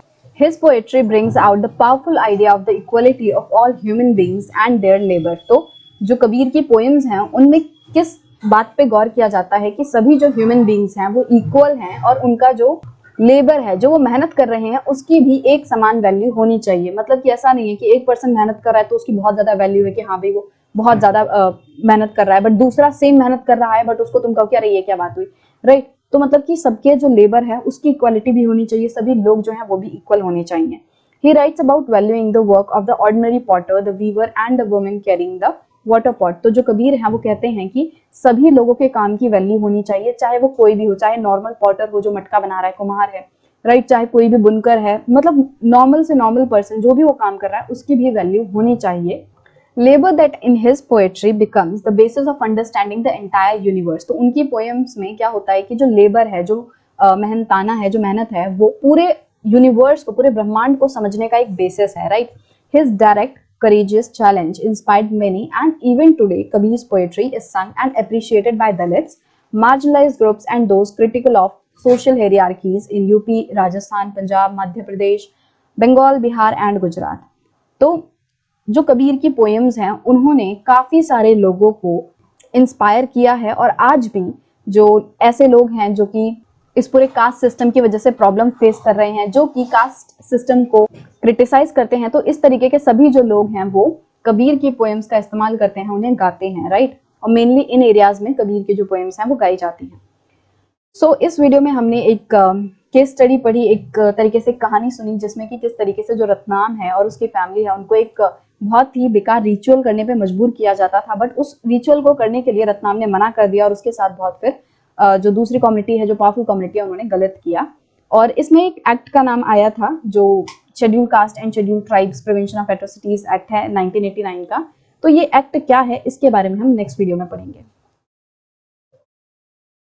The scheduled caste and scheduled tribes prevention of atrocities act 1989।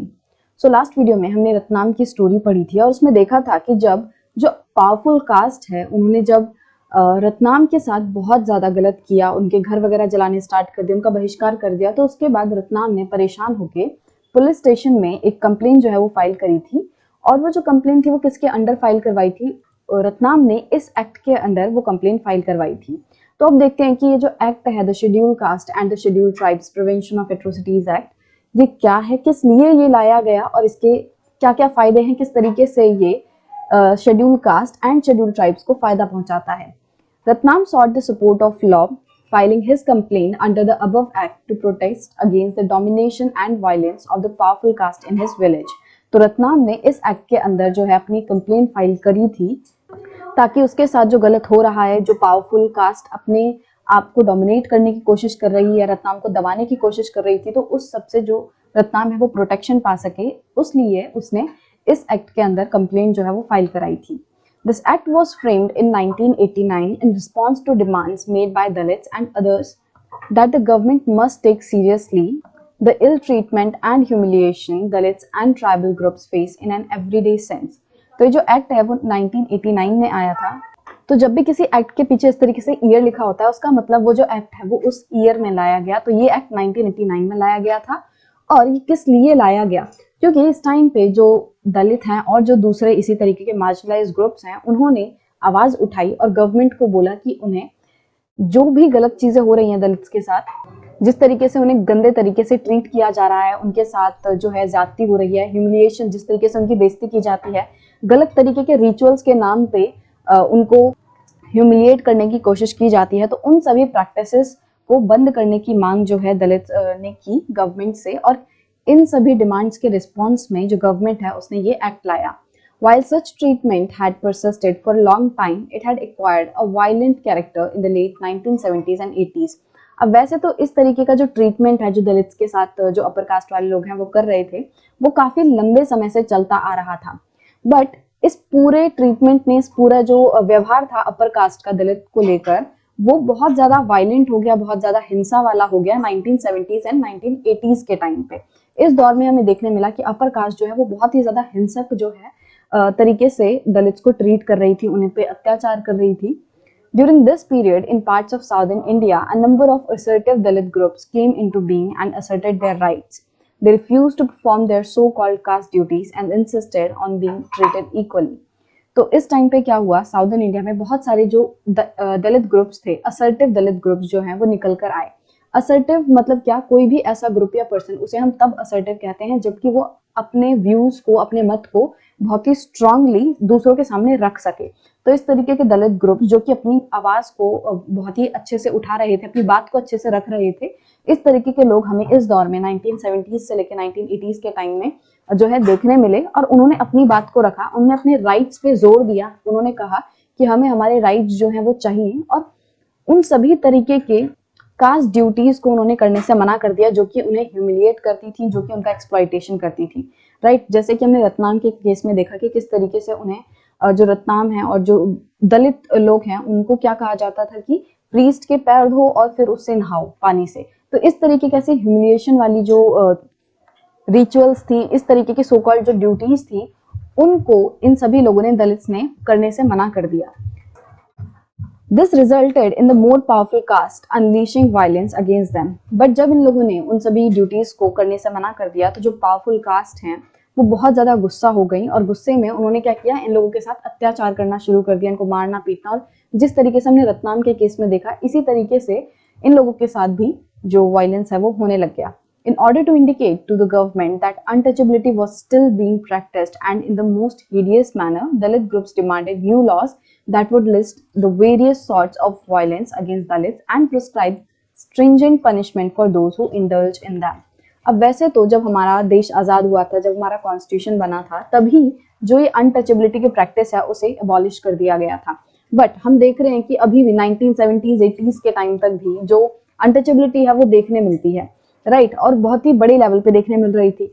तो जो दलित लोग हैं उन्होंने क्या किया, उन्होंने आवाज उठाई और गवर्नमेंट का जो ध्यान है वो इस तरफ आकर्षित करने की कोशिश की कि भले ही आपने कॉन्स्टिट्यूशन में अनटचेबिलिटी को बैन तो कर दिया है, बट वो अभी भी जो है सोसाइटी में है, अभी भी लोग अनटचेबिलिटी की प्रैक्टिस करते हैं, दूसरों को छुआछूत मतलब इस तरीके से देखते हैं कि हमने अगर तुम्हें छू दिया तो हम गंदे हो जाएंगे। तो मतलब अभी भी वो जो ट्रीटमेंट था अनटचेबिलिटी वाला और गंदे तरीके से ट्रीट करने वाला, वो अभी भी बना हुआ था।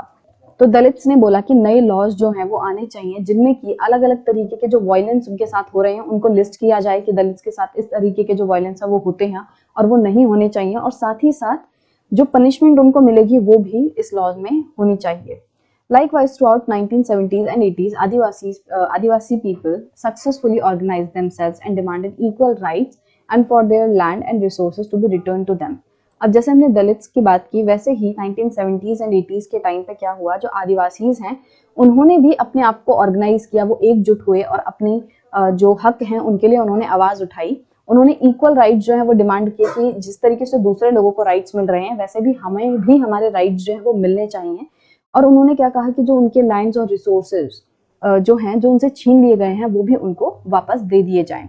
They too had to face the anger of powerful social groups and were subject to a great deal of violence. अब जैसे कि दलितों ने जब आवाज उठाई, जब वो ड्यूटीज परफॉर्म करने से मना कर दिया, तो पावरफुल कास्ट उनसे गुस्सा हो गया और उनके साथ वायलेंस जो है वो करने लग गई। इसी तरीके से आदिवासीज को भी देखने मिला कि जब उन्होंने आवाज उठाई कि हमें हमारे राइट्स चाहिए, हमें हमारी जमीन, हमारे रिसोर्सेज वापस चाहिए, तो फिर इनके साथ भी वायलेंस हुआ। जो पावरफुल लोग हैं उन्होंने वायलेंस किया। This is why this act contains a very long list of crimes, some of which are too horrible even to contemplate.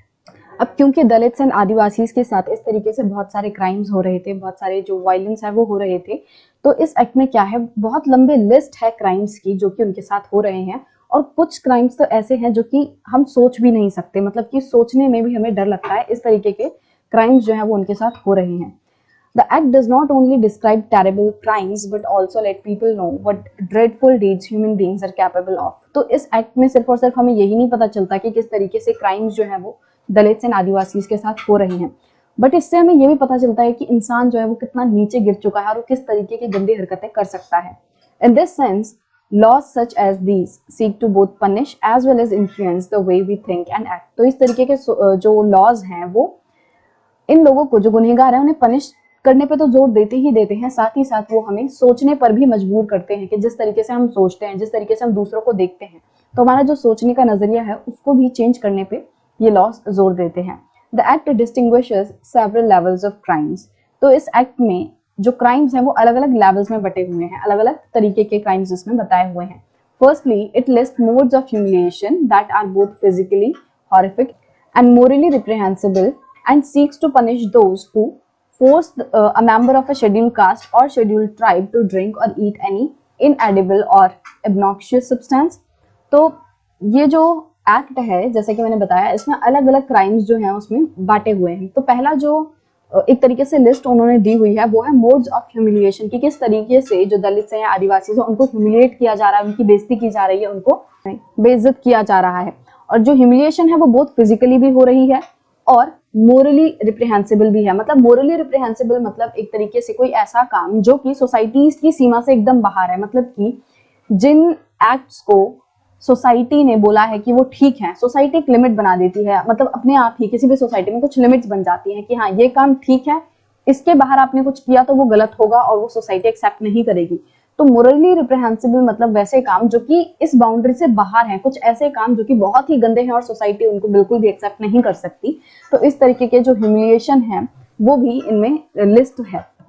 और इसमें क्या है, उन लोगों को पनिश करने पे बात की गई है जो कि किसी भी शेड्यूल कास्ट या फिर शेड्यूल ट्राइब के मेंबर को कोई भी गंदी चीज ड्रिंक करने के लिए या फिर कुछ इनएडिबल ईट करने के लिए या फिर कोई भी जो ऑब्नॉक्शियस सब्सटेंस है, ऑब्नॉक्शियस मतलब एक तरीके से बहुत ही घिनौना, बहुत ही गंदा, जिसको एक्सेप्ट नहीं किया जा सकता। तो इन ऐसी चीजों को अगर कोई पर्सन शेड्यूल कास्ट या शेड्यूल ट्राइब के किसी पर्सन को खाने पे मजबूर कर रहा है तो उस पर्सन को पनिशमेंट जो है मिलेगी। Forcibly removes clothes from the person of a member of a scheduled caste or a scheduled tribe or parades him or her naked or with painted face or body or commits any similar act which is derogatory to human dignity. साथ ही साथ अगर कोई person schedule caste या schedule tribe के किसी भी person के साथ गलत करता है, उसके कपड़े उतार देता है या फिर उसे बिना कपड़ों के परेड करवाता है, उसे जो है रोड पे चलवाता है या फिर उसके फेस पे पेंट करके उसको घुमाता है, इस तरीके का कोई भी काम जिससे कि ह्यूमन डिग्निटी को, जो पर्सन है उसकी गरिमा को ठेस पहुंचाती है, तो ऐसी किसी भी हरकत को बिल्कुल भी बर्दाश्त नहीं किया जाएगा और जो पर्सन ये करेगा शेड्यूल ट्राइब या शेड्यूल कास्ट के खिलाफ, तो उसको सजा मिलेगी। Secondly, it lists actions that disposes Dalits and Adivasis of their meager resources or which force them into performing slave labor. दूसरी जो एक तरीके से लिस्ट है उसमें क्या लिखा हुआ है, वो सभी एक्शंस लिखे हुए हैं जिसके थ्रू कोई पर्सन जो है दलित्स और आदिवासी को उनके अपने रिसोर्सेज से, उनकी जमीन, उनका घर, उन सब से उन्हें बेदखल करता है, उनसे धक्का मार के बाहर निकाल देता है। मतलब कि कोई पर्सन अगर शेड्यूल कास्ट या शेड्यूल ट्राइब के जमीन पे, घर पे कब्जा कर लेगा या फिर उसे कहीं बेच देगा, तो ऐसा करने के लिए जो पनिशमेंट है वो भी लिखी हुई है इसमें सेकंड लिस्ट में, राइट। और अगर कोई पर्सन जो है इनसे ये सभी चीजें लेके उससे स्लेव जो है, मतलब कि एक तरीके से उसे मजदूर बना देता है, बंधुआ मजदूर बना देता है, तो ये सब करने पे भी जो है रोक है और इसके लिए भी पनिशमेंट मिलेगी। Thus the act sets out to punish anyone who wrongfully occupies or cultivates any land owned by or allotted to a member of scheduled caste or scheduled tribes or gets the land allotted to him transferred। मतलब कि जो ये act है उसमें क्या है कि कोई भी पर्सन अगर गलत तरीके से शेड्यूल कास्ट या शेड्यूल ट्राइब की जो जमीन है जो उस या तो वो ओन करता है या फिर उसको किसी ने अलॉट की थी, मान लो गवर्नमेंट कोई जमीन जो है किसी शेड्यूल कास्ट या शेड्यूल ट्राइब के पर्सन को दे रही है, तो अगर कोई पर्सन गलत तरीके से उनकी जमीनों को हथिया लेगा या फिर गलत तरीके से उनकी जमीनों को किसी और के नाम कर देगा, तो उसको पनिशमेंट मिलेगी।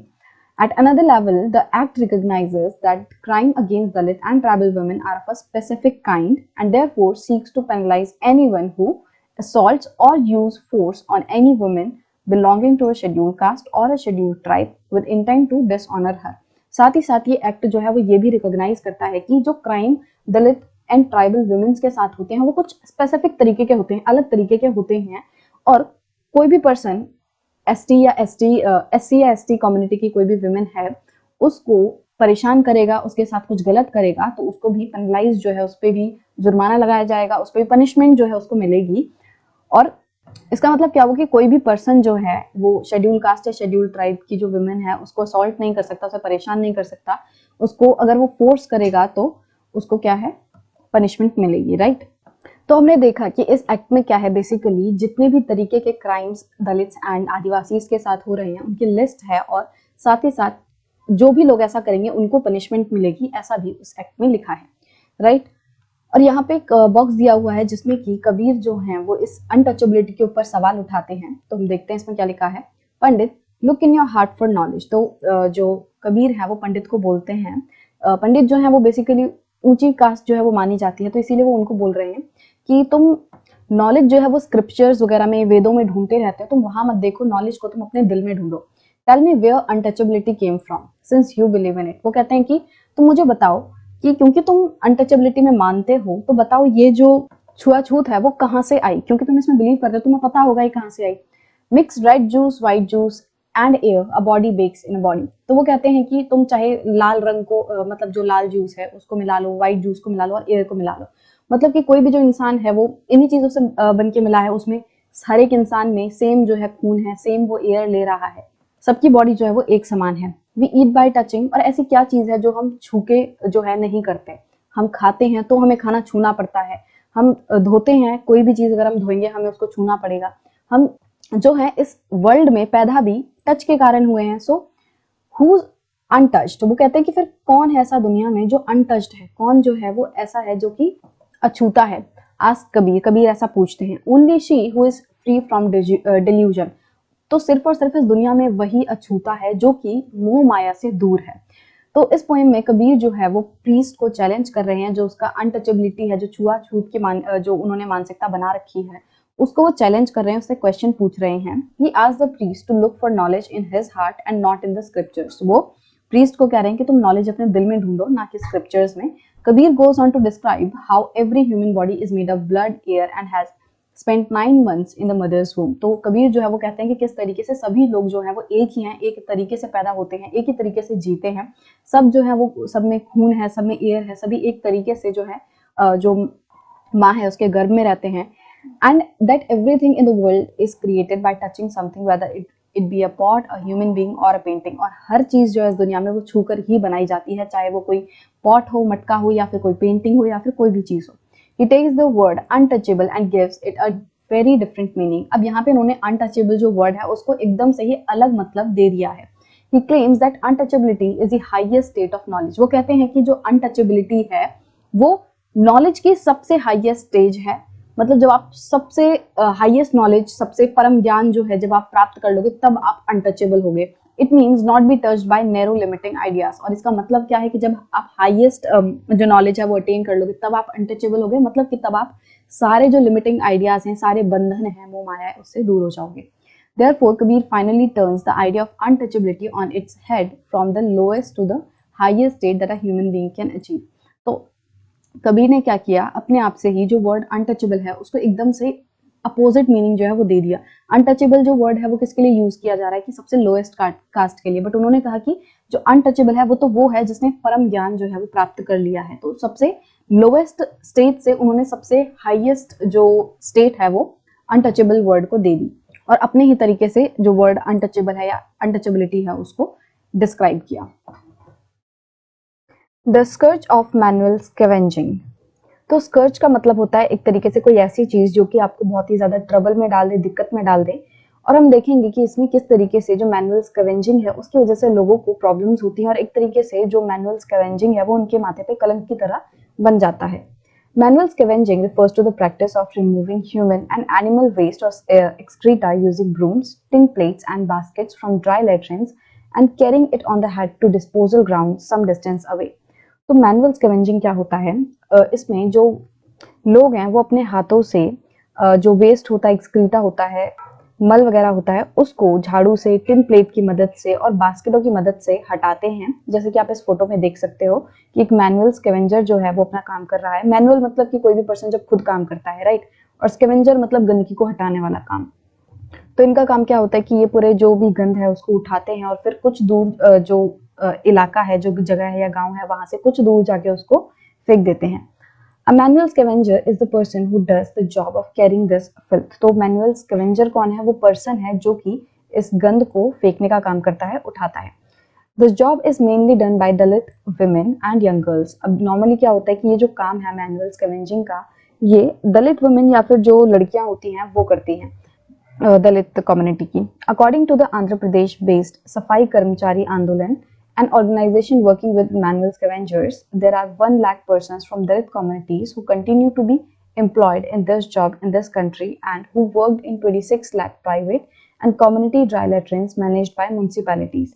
तो सफाई कर्मचारी आंदोलन जो है एक ऐसी ऑर्गेनाइजेशन है जो कि मैनुअल स्कैवेंजर्स के लिए काम करती है, और इन्होंने बताया कि इंडिया में लगभग 1 लाख ऐसे दलित कम्युनिटी के लोग हैं जो कि मैनुअल स्कैवेंजिंग करते हैं, और ये लोग लगभग 26 lakh private and community dry latrines में काम करते हैं। ड्राई लेट्रिन्स मतलब एक तरीके से ऐसा वॉशरूम जहाँ पे पानी नहीं है, तो जो मैनुअल स्कैवेंजर्स हैं उन्हें सब कुछ हाथ से साफ करना पड़ता है, राइट। तो ये 1 लाख जो दलित कम्युनिटी के लोग हैं वो म्यूनिसिपैलिटीज एंड जो इस तरीके के गवर्नमेंट डिपार्टमेंट्स हैं उनके यहाँ पे प्राइवेट एंड कम्युनिटी लेट्रिन्स को साफ करने का काम करते हैं।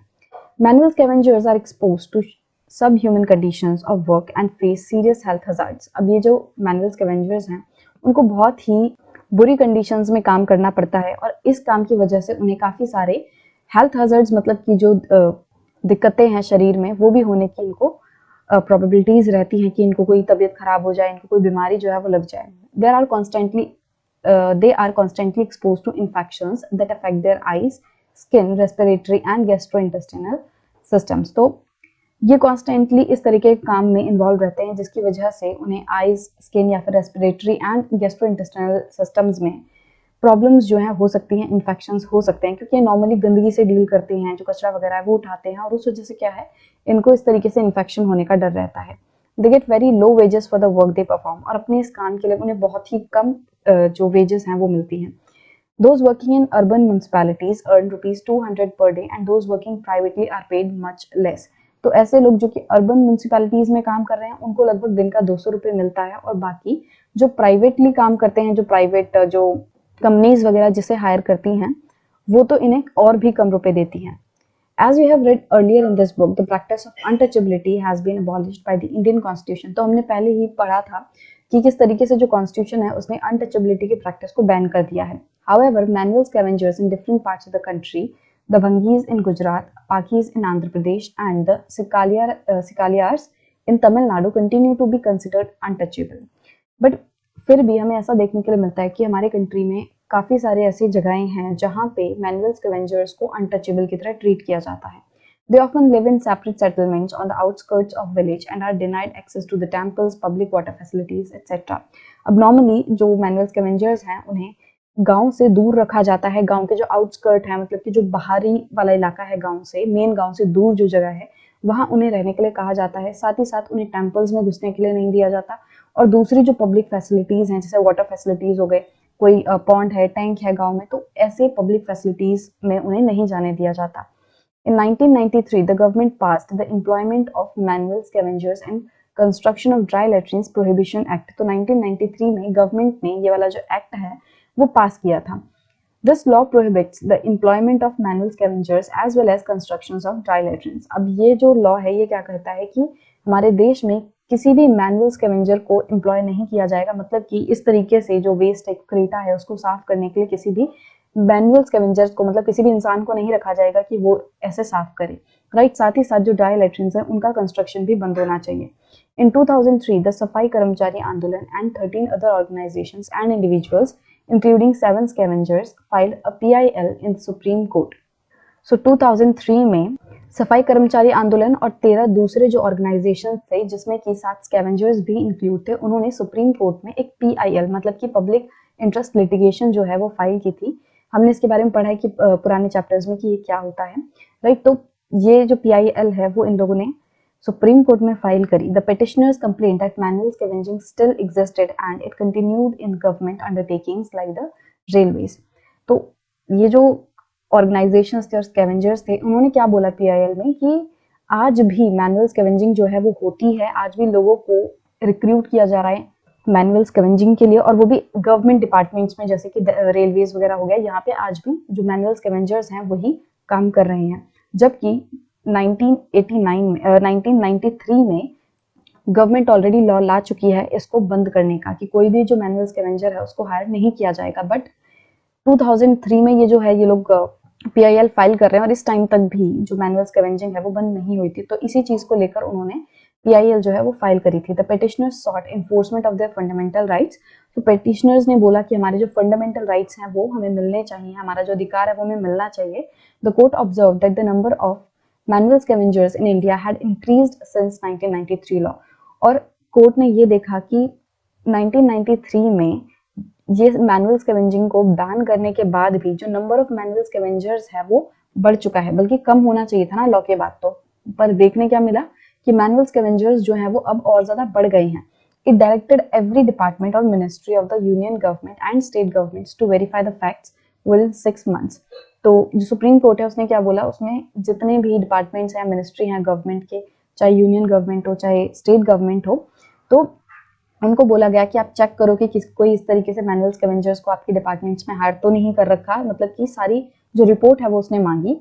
If manual scavenging was found to exist, then the government departments has to actively take up a time-bound program for their liberation and rehabilitation।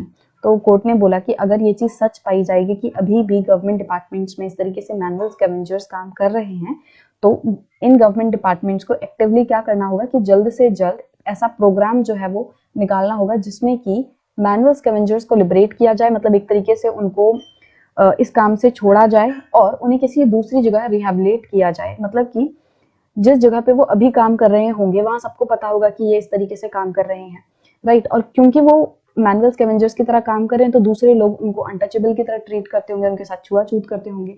तो इसलिए ये जरूरी है कि जहाँ पे वो रह रहे हैं उनको वहां से हटा के किसी दूसरी जगह जो है उनको शिफ्ट किया जाए, ताकि वो एक नई जिंदगी नए तरीके से जो है स्टार्ट कर पाए, जहाँ पे उनके साथ कोई इस तरीके से जो अनटचेबिलिटी की प्रैक्टिस है वो ना करें। The Prohibition of Employment as Manual Scavengers and their Rehabilitation Act came into force on 6 December 2013। तो मैनुअल स्कैवेंजर्स का प्रोहिबिशन जो है, मतलब कि उनकी एम्प्लॉयमेंट बंद होनी चाहिए और इनका रिहैबिलिटेशन होना चाहिए, इसको लेकर एक्ट जो है वो 6 दिसंबर 2013 में आया। तो जिस तरीके से हमने आदिवासीज एंड दलित्स की सिचुएशन देखी कि उनके साथ जो है मार्जिनलाइजेशन होता है, उनके साथ डिस्क्रिमिनेशन होता है, कुछ ऐसी ही सिचुएशन जो है वो मैनुअल स्कैवेंजर्स की भी है। और इसमें हमने देखा कि किस तरीके से उन्होंने काफी सारी दिक्कतों का सामना किया और फिर उन्होंने जो सुप्रीम कोर्ट है वहां पे PIL दर्ज की। तो इसमें हमें देखने मिला कि लॉज जो है वो निकल तो आते हैं, लॉज तो जो गवर्नमेंट है वो पास कर देती है, बट प्रॉब्लम ये आती है कि वो इम्प्लीमेंट सही से नहीं होते, राइट। सो गवर्नमेंट को जो है ये जरूरी है कि वो ध्यान रखे कि जो भी वो लॉज निकाल रही है वो सही से इम्प्लीमेंट हो। आदिवासी डिमांड्स एंड द 1989 एक्ट। सो हमने अपने पिछले वीडियोस में एक एक्ट पढ़ा था जो कि था schedule caste and schedule tribes prevention of atrocities act 1989। तो उस एक्ट में हमने देखा था कि क्या क्या चीजें हैं, क्या क्या जो रेमेडीज हैं वो शेड्यूल कास्ट एंड ट्राइब्स को प्रोवाइड करने की कोशिश की गई है इस एक्ट के थ्रू। सो इस वीडियो में हम देखेंगे कि जो आदिवासीज हैं वो इस एक्ट को किस तरीके से इस्तेमाल करते हैं अपने राइट्स लेने के लिए। The 1989 act is important for another reason. Adivasi activists refer to it to defend their right to occupy land that was traditionally theirs. तो 1989 का जो एक्ट है उसकी इंपॉर्टेंस तो हमने पहले देख ही चुकी है, बट ये कुछ और रीजंस की वजह से भी इम्पोर्टेंट है। जैसे कि जो आदिवासी एक्टिविस्ट हैं, ऐसे कार्यकर्ता जो कि आदिवासी के हक के लिए लड़ते हैं, वो लोग इस एक्ट को इस्तेमाल करते हैं ताकि जो ट्रेडिशनली आदिवासी की जमीन थी उसको वापस लेने के लिए वो क्या कहते हैं, वो इस एक्ट का इस्तेमाल करते हैं। क्योंकि इस एक्ट में हमने पढ़ा था कि ये लिखा था कि कोई भी जो पर्सन है वो आदिवासी की लैंड को जबरदस्ती ऑक्यूपाई नहीं कर सकता, उस पर एनक्रोच नहीं कर सकता या किसी और को बेच नहीं सकता। तो ये चीजें हमने पढ़ी थी। तो जो आदिवासी एक्टिविस्ट हैं वो क्या करते हैं, वो आदिवासी को उनकी जमीन जो ओरिजिनली उनकी थी, जो कि उनसे छीन ली गई, उसको वापस दिलाने के लिए इस एक्ट का सहारा लेते हैं। As you read in the previous chapter, Adivasis are often unwilling to move from their land and are forcibly displaced. तो हमने जो कहानी दादू ने पढ़ाई थी पिछले चैप्टर में, उन्होंने सुनाई थी अपने बच्चों को, उसमें हमने देखा था कि किस तरीके से जो दादू थे वो अपने घर को छोड़ना नहीं चाहते थे। उस टाइम पे जितने भी उनके गांव वाले लोग थे वो अपने जमीनों को, अपने खेतों को छोड़ना नहीं चाहते थे, बट उनको मजबूरी में अपने घर छोड़कर दूसरे जगह पे जाना पड़ा, राइट। तो इस वजह से क्या होता है कि जो आदिवासीज हैं उन्हें जबरदस्ती अपनी जगह से जाना पड़ता है, दूर जाना पड़ता है, अपने घर बार जो है वो बेचने पड़ते हैं। Activists have asked that those who have forcibly encroached upon tribal lands should be punished under this law. तो एक्टिविस्ट जो हैं वो ये कहते हैं कि जिन लोगों ने जबरदस्ती ट्राइबल लोगों की जमीनों पर कब्जा कर लिया है उनके ऊपर जो है कार्रवाई होनी चाहिए, उन्हें सजा मिलनी चाहिए। They have also pointed to the fact that this act merely confirms what has already been promised to tribal people in the constitution. तो जो एक्टिविस्ट वगैरह हैं वो ये भी कहते हैं कि इस एक्ट में जो 1989 का जो एक्ट है इसमें कुछ खास नया नहीं है। ये एक्ट तो वही बात बोल रहा है जो कि हमारा कॉन्स्टिट्यूशन कहता है। हमारे कॉन्स्टिट्यूशन ने भी बोला है कि सबके साथ इक्वालिटी होनी चाहिए, किसी के साथ भेदभाव नहीं होना चाहिए, राइट। जो अनटचेबिलिटी की प्रैक्टिस है वो बैन होनी चाहिए। इस तरीके से बहुत सारी चीजें जो हैं वो हमारे कॉन्स्टिट्यूशन ने बताई हुई हैं और कुछ वही चीजें जो हैं वो इस एक्ट में भी हैं। तो ये जो एक्ट है वो उन्हीं चीजों पे जोर दे रहा है जो कि हमारे कॉन्स्टिट्यूशन में ऑलरेडी बोली गई हैं। That land belonging to tribal people cannot be sold to or bought by non-tribal people. So हमारा कॉन्स्टिट्यूशन और ये लॉ ये कहते हैं कि कोई भी लैंड जो है ट्राइबल पीपल की, किसी भी आदिवासी की कोई भी जमीन है, उस जमीन को कोई भी नॉन आदिवासी पर्सन, नॉन ट्राइबल पर्सन जो है ना ही तो खरीदेगा और ना ही उस पर कोई जबरदस्ती कब्जा करके उसे किसी और को बेच सकता है। In cases where this has happened, the constitution guarantees the right of tribal people to repossess them. और उसमें ऐसा कहा गया है कि अगर कहीं ऐसा हो जाता है कि किसी आदिवासी की जमीन उससे जबरदस्ती ले ली जाती है या फिर कोई और जो है उसको किसी दूसरे पर्सन को, नॉन ट्राइबल पर्सन को बेच देता है, तो उस आदिवासी का ये हक बनता है, उसका ये राइट है कि वो अपनी लैंड को वापस से ले सके, रिपोजेस कर सके। C.K. Janu, an Adivasi activist, has also pointed out that one of the violators of constitutional rights guaranteed to tribal people are governments in the various states of India. तो C.K. जानू जो कि एक आदिवासी activist हैं वो ये कहती हैं कि आदिवासी को जो राइट्स मिले हैं उनके वायलेटर्स, उनके उल्लंघन करने वालों में से एक जो पर्सन है वो गवर्नमेंट भी है, राइट। कि मतलब हम ये तो कहते हैं कि जो कंपनीज वगैरह हैं, बड़े बड़े जो बिजनेसेस वगैरह हैं वो आदिवासी के लैंड पे कब्जा करते हैं, वहां पे अपने बिजनेसेस खड़े करने की बात करते हैं, तो आदिवासी के राइट को वायलेट कर रहे हैं। बट क्या सिर्फ यही लोग आदिवासी के राइट को वायलेट करते हैं? नहीं, वो ऐसा कहते हैं कि जो गवर्नमेंट है वो भी आदिवासी के राइट को वायलेट करने में इंक्लूडेड है। जो हमारे देश में अलग अलग स्टेट्स हैं उनकी जो गवर्नमेंट्स हैं वो भी आदिवासी के राइट्स को वायलेट करती हैं, उनका उल्लंघन करती हैं। For it is they who allow non-tribal encroachers in the form of timber merchants, paper mill, etc. to exploit tribal land and to forcibly evict tribal people from their traditional forest in the process of declaring forest as reserved or as sanctuaries. तो क्योंकि ऐसा क्यों कहा जा रहा है कि जो गवर्नमेंट है वो भी ट्राइबल्स के राइट का उल्लंघन करती है, क्योंकि जो गवर्नमेंट है वो क्या करती है, वो ही तो इन एनक्रोचर्स को, जो बिजनेसमैन है, उन्हें अलाउ करती हैं कि जाओ तुम जंगलों में अपना बिजनेस खड़ा करो। क्योंकि जो बिजनेसमैन है, जो बड़े बड़े इंडस्ट्रियलिस्ट वगैरह है, वो अपनी मर्जी से, उनको सपना तो आएगा नहीं कि चलो हम जो है जंगलों में जाके अपना बिजनेस खड़ा करते हैं। एक पूरा प्रोसीजर होता है, जो बिजनेस वगैरह है उन्हें गवर्नमेंट से परमिशन लेनी पड़ेगी कि हम जंगलों में यहाँ पे इस तरीके से अपना जो बिजनेस है वो खड़ा करें कि नहीं। तो गवर्नमेंट ही तो उन्हें अलाउ कर रही है कि जाओ तुम जो है लकड़ियां काटो जंगल से, जाओ तुम पेपर मिल जो है वहां पे सेटअप करो, जो कागज बनाने के मिल्स हैं वो सेटअप करो जंगलों में। तो ये सब चीज जो है वो गवर्नमेंट ही तो अलाउ कर रही है, और इस वजह से क्या हो रहा है, जो ट्राइबल लोग हैं उनकी लैंड का एक्सप्लॉयटेशन हो रहा है, उन्हें जबरदस्ती उनके घरों से निकाला जा रहा है, उनकी जमीनों से बेदखल किया जा रहा है। और साथ ही साथ जो गवर्नमेंट है वो कभी कभी कुछ जंगलों को क्या करती है, रिजर्व कर देती है, उनकी सेंचुरीज, नेशनल पार्क्स ये सब बना देती है, राइट। और उसकी वजह से क्या होता है कि जो ट्राइबल्स हैं उनके ऊपर रिस्ट्रिक्शंस लग जाती हैं कि वो फिर उन जंगलों में फ्रीली आ जा नहीं सकते। तो इस तरीके के रिस्ट्रिक्शंस के कारण क्या हो रहा है, जो ट्राइबल्स हैं उनसे उनके जमीन, उनका घर जो है छीना जा रहा है, और इसमें गवर्नमेंट भी इंक्लूड है। She has also noted that in cases where tribals have already been evicted and cannot go back to their lands, they must be compensated.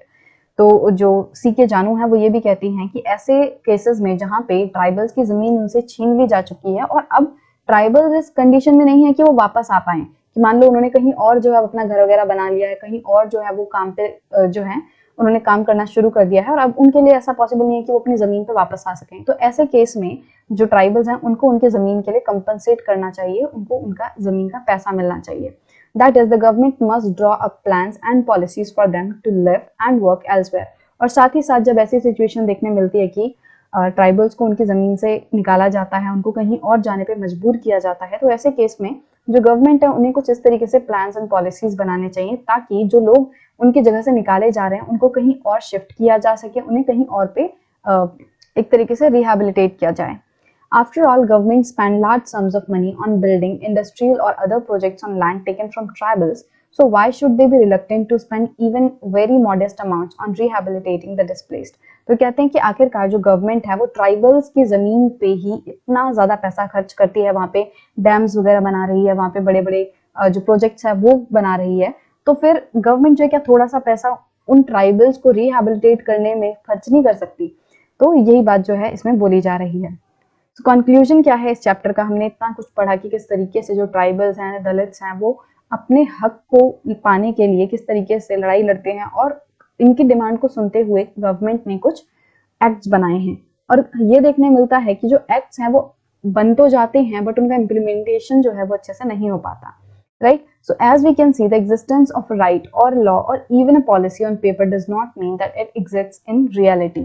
तो हम कह सकते हैं कि भले ही कोई भी जो लॉ है, पॉलिसी है, कोई भी राइट है, वो पेपर्स पे तो है, वो आ तो गया है, बट उसका मतलब जरूरी नहीं है कि वो हकीकत में भी एग्जिस्ट हो, मतलब कि उसका फायदा लोगों को मिले, राइट। कि कोई लॉ तो बना दिया है बट अगेन उसकी इम्प्लीमेंटेशन जो है नहीं हो रही, कोई पॉलिसी तो आपने बना दी है बट उस पॉलिसी का फायदा जो है लोगों को नहीं मिल पा रहा है। आपने लोगों को राइट तो दे दिया कहने को कि कॉन्स्टिट्यूशन में राइट है, बट लोगों को वो राइट मिल ही नहीं रहे।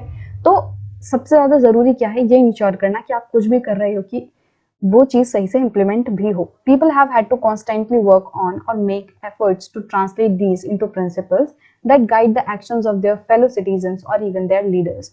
और जब इस तरीके से लॉज, पॉलिसीज और राइट्स बनते हैं बट वो इम्प्लीमेंट नहीं होते, तो लोगों को क्या करना पड़ता है, लगातार एफर्ट्स डालने पड़ते हैं, मेहनत करनी पड़ती है, ताकि ये जो लॉज वगैरह बने हैं ये एक्चुअल में लोगों की लाइफ में कुछ अफेक्ट कर पाए, लोगों की जिंदगी का ये हिस्सा बने, और जो मकसद है इन लॉज, पॉलिसीज और राइट्स का वो एक्चुअल में पूरा हो, राइट। और कभी कभी क्या होता है कि जो लोग हैं वो इन लॉज को मदद मतलब कोशिश करते हैं कि ये एक्चुअल में आए, और उसकी मदद से वो क्या करते हैं कि अपने साथ के जो फेलो सिटीजन हैं, दूसरे लोग हैं, और साथ ही साथ कभी कभी लीडर्स को भी गाइड करने में मदद करते हैं। जैसे कि गवर्नमेंट अगर भटक जाए तो गवर्नमेंट को लोग याद दिलाने की कोशिश करेंगे कि हमें ये एक्ट जो है हमारे कॉन्स्टिट्यूशन ने ये राइट दे रखा है, ये एक्ट जो है ये बन रखा है, तो फिर आप इसको जो है सही से इम्प्लीमेंट क्यों नहीं कर रहे। तो इस तरीके से कभी कभी जो लोग हैं वो गवर्नमेंट को, लीडर्स जो है हमारे, उनको भी गाइड करने का काम करते हैं।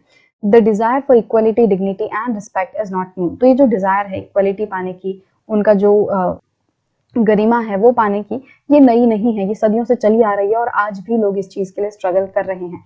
It has existed in different forms throughout our history as you have seen in this chapter. ये जो चीज है, ये इक्वलिटी पाने की जो लड़ाई चल रही है, ये बहुत पहले से ही है और आज भी चल रही है। Similarly, even in a democratic society, similar process of struggle, writing, negotiation and organizing need to continue. तो वही बोला जा रहा है कि आज भी, भले ही हम एक डेमोक्रेटिक कंट्री हैं, एक ऐसी सोसाइटी है जहाँ पे हम इक्वालिटी की बात कर रहे हैं, हमारा कॉन्स्टिट्यूशन इतने सारे राइट देता है, बट फिर भी ये जो लोगों का स्ट्रगल है, मार्जिनलाइज्ड कम्युनिटी का स्ट्रगल है अपने हक पाने का, वो भी कंटिन्यू है। क्योंकि हम देखते हैं कि आज भी बहुत सारी जगहों पे डिस्क्रिमिनेशन होता है, चाहे कास्ट को लेकर, चाहे अनटचेबिलिटी की प्रैक्टिस जो हमें देखने मिलती है। इस तरीके से बहुत सारे जो डिस्क्रिमिनेशन है वो लोगों को फेस करने पड़ रहे हैं आज की डेट में भी। इसका मतलब कि लॉ अभी भी उस लेवल पे इम्प्लीमेंट सही से नहीं हुए हैं जिस पे उन्हें होना चाहिए था। So with this we have come to the end of our chapter number 8 of class 8 civics. I hope you like this video, and if you're new to the channel, then please subscribe it and don't forget to press the bell icon so that you never miss an update.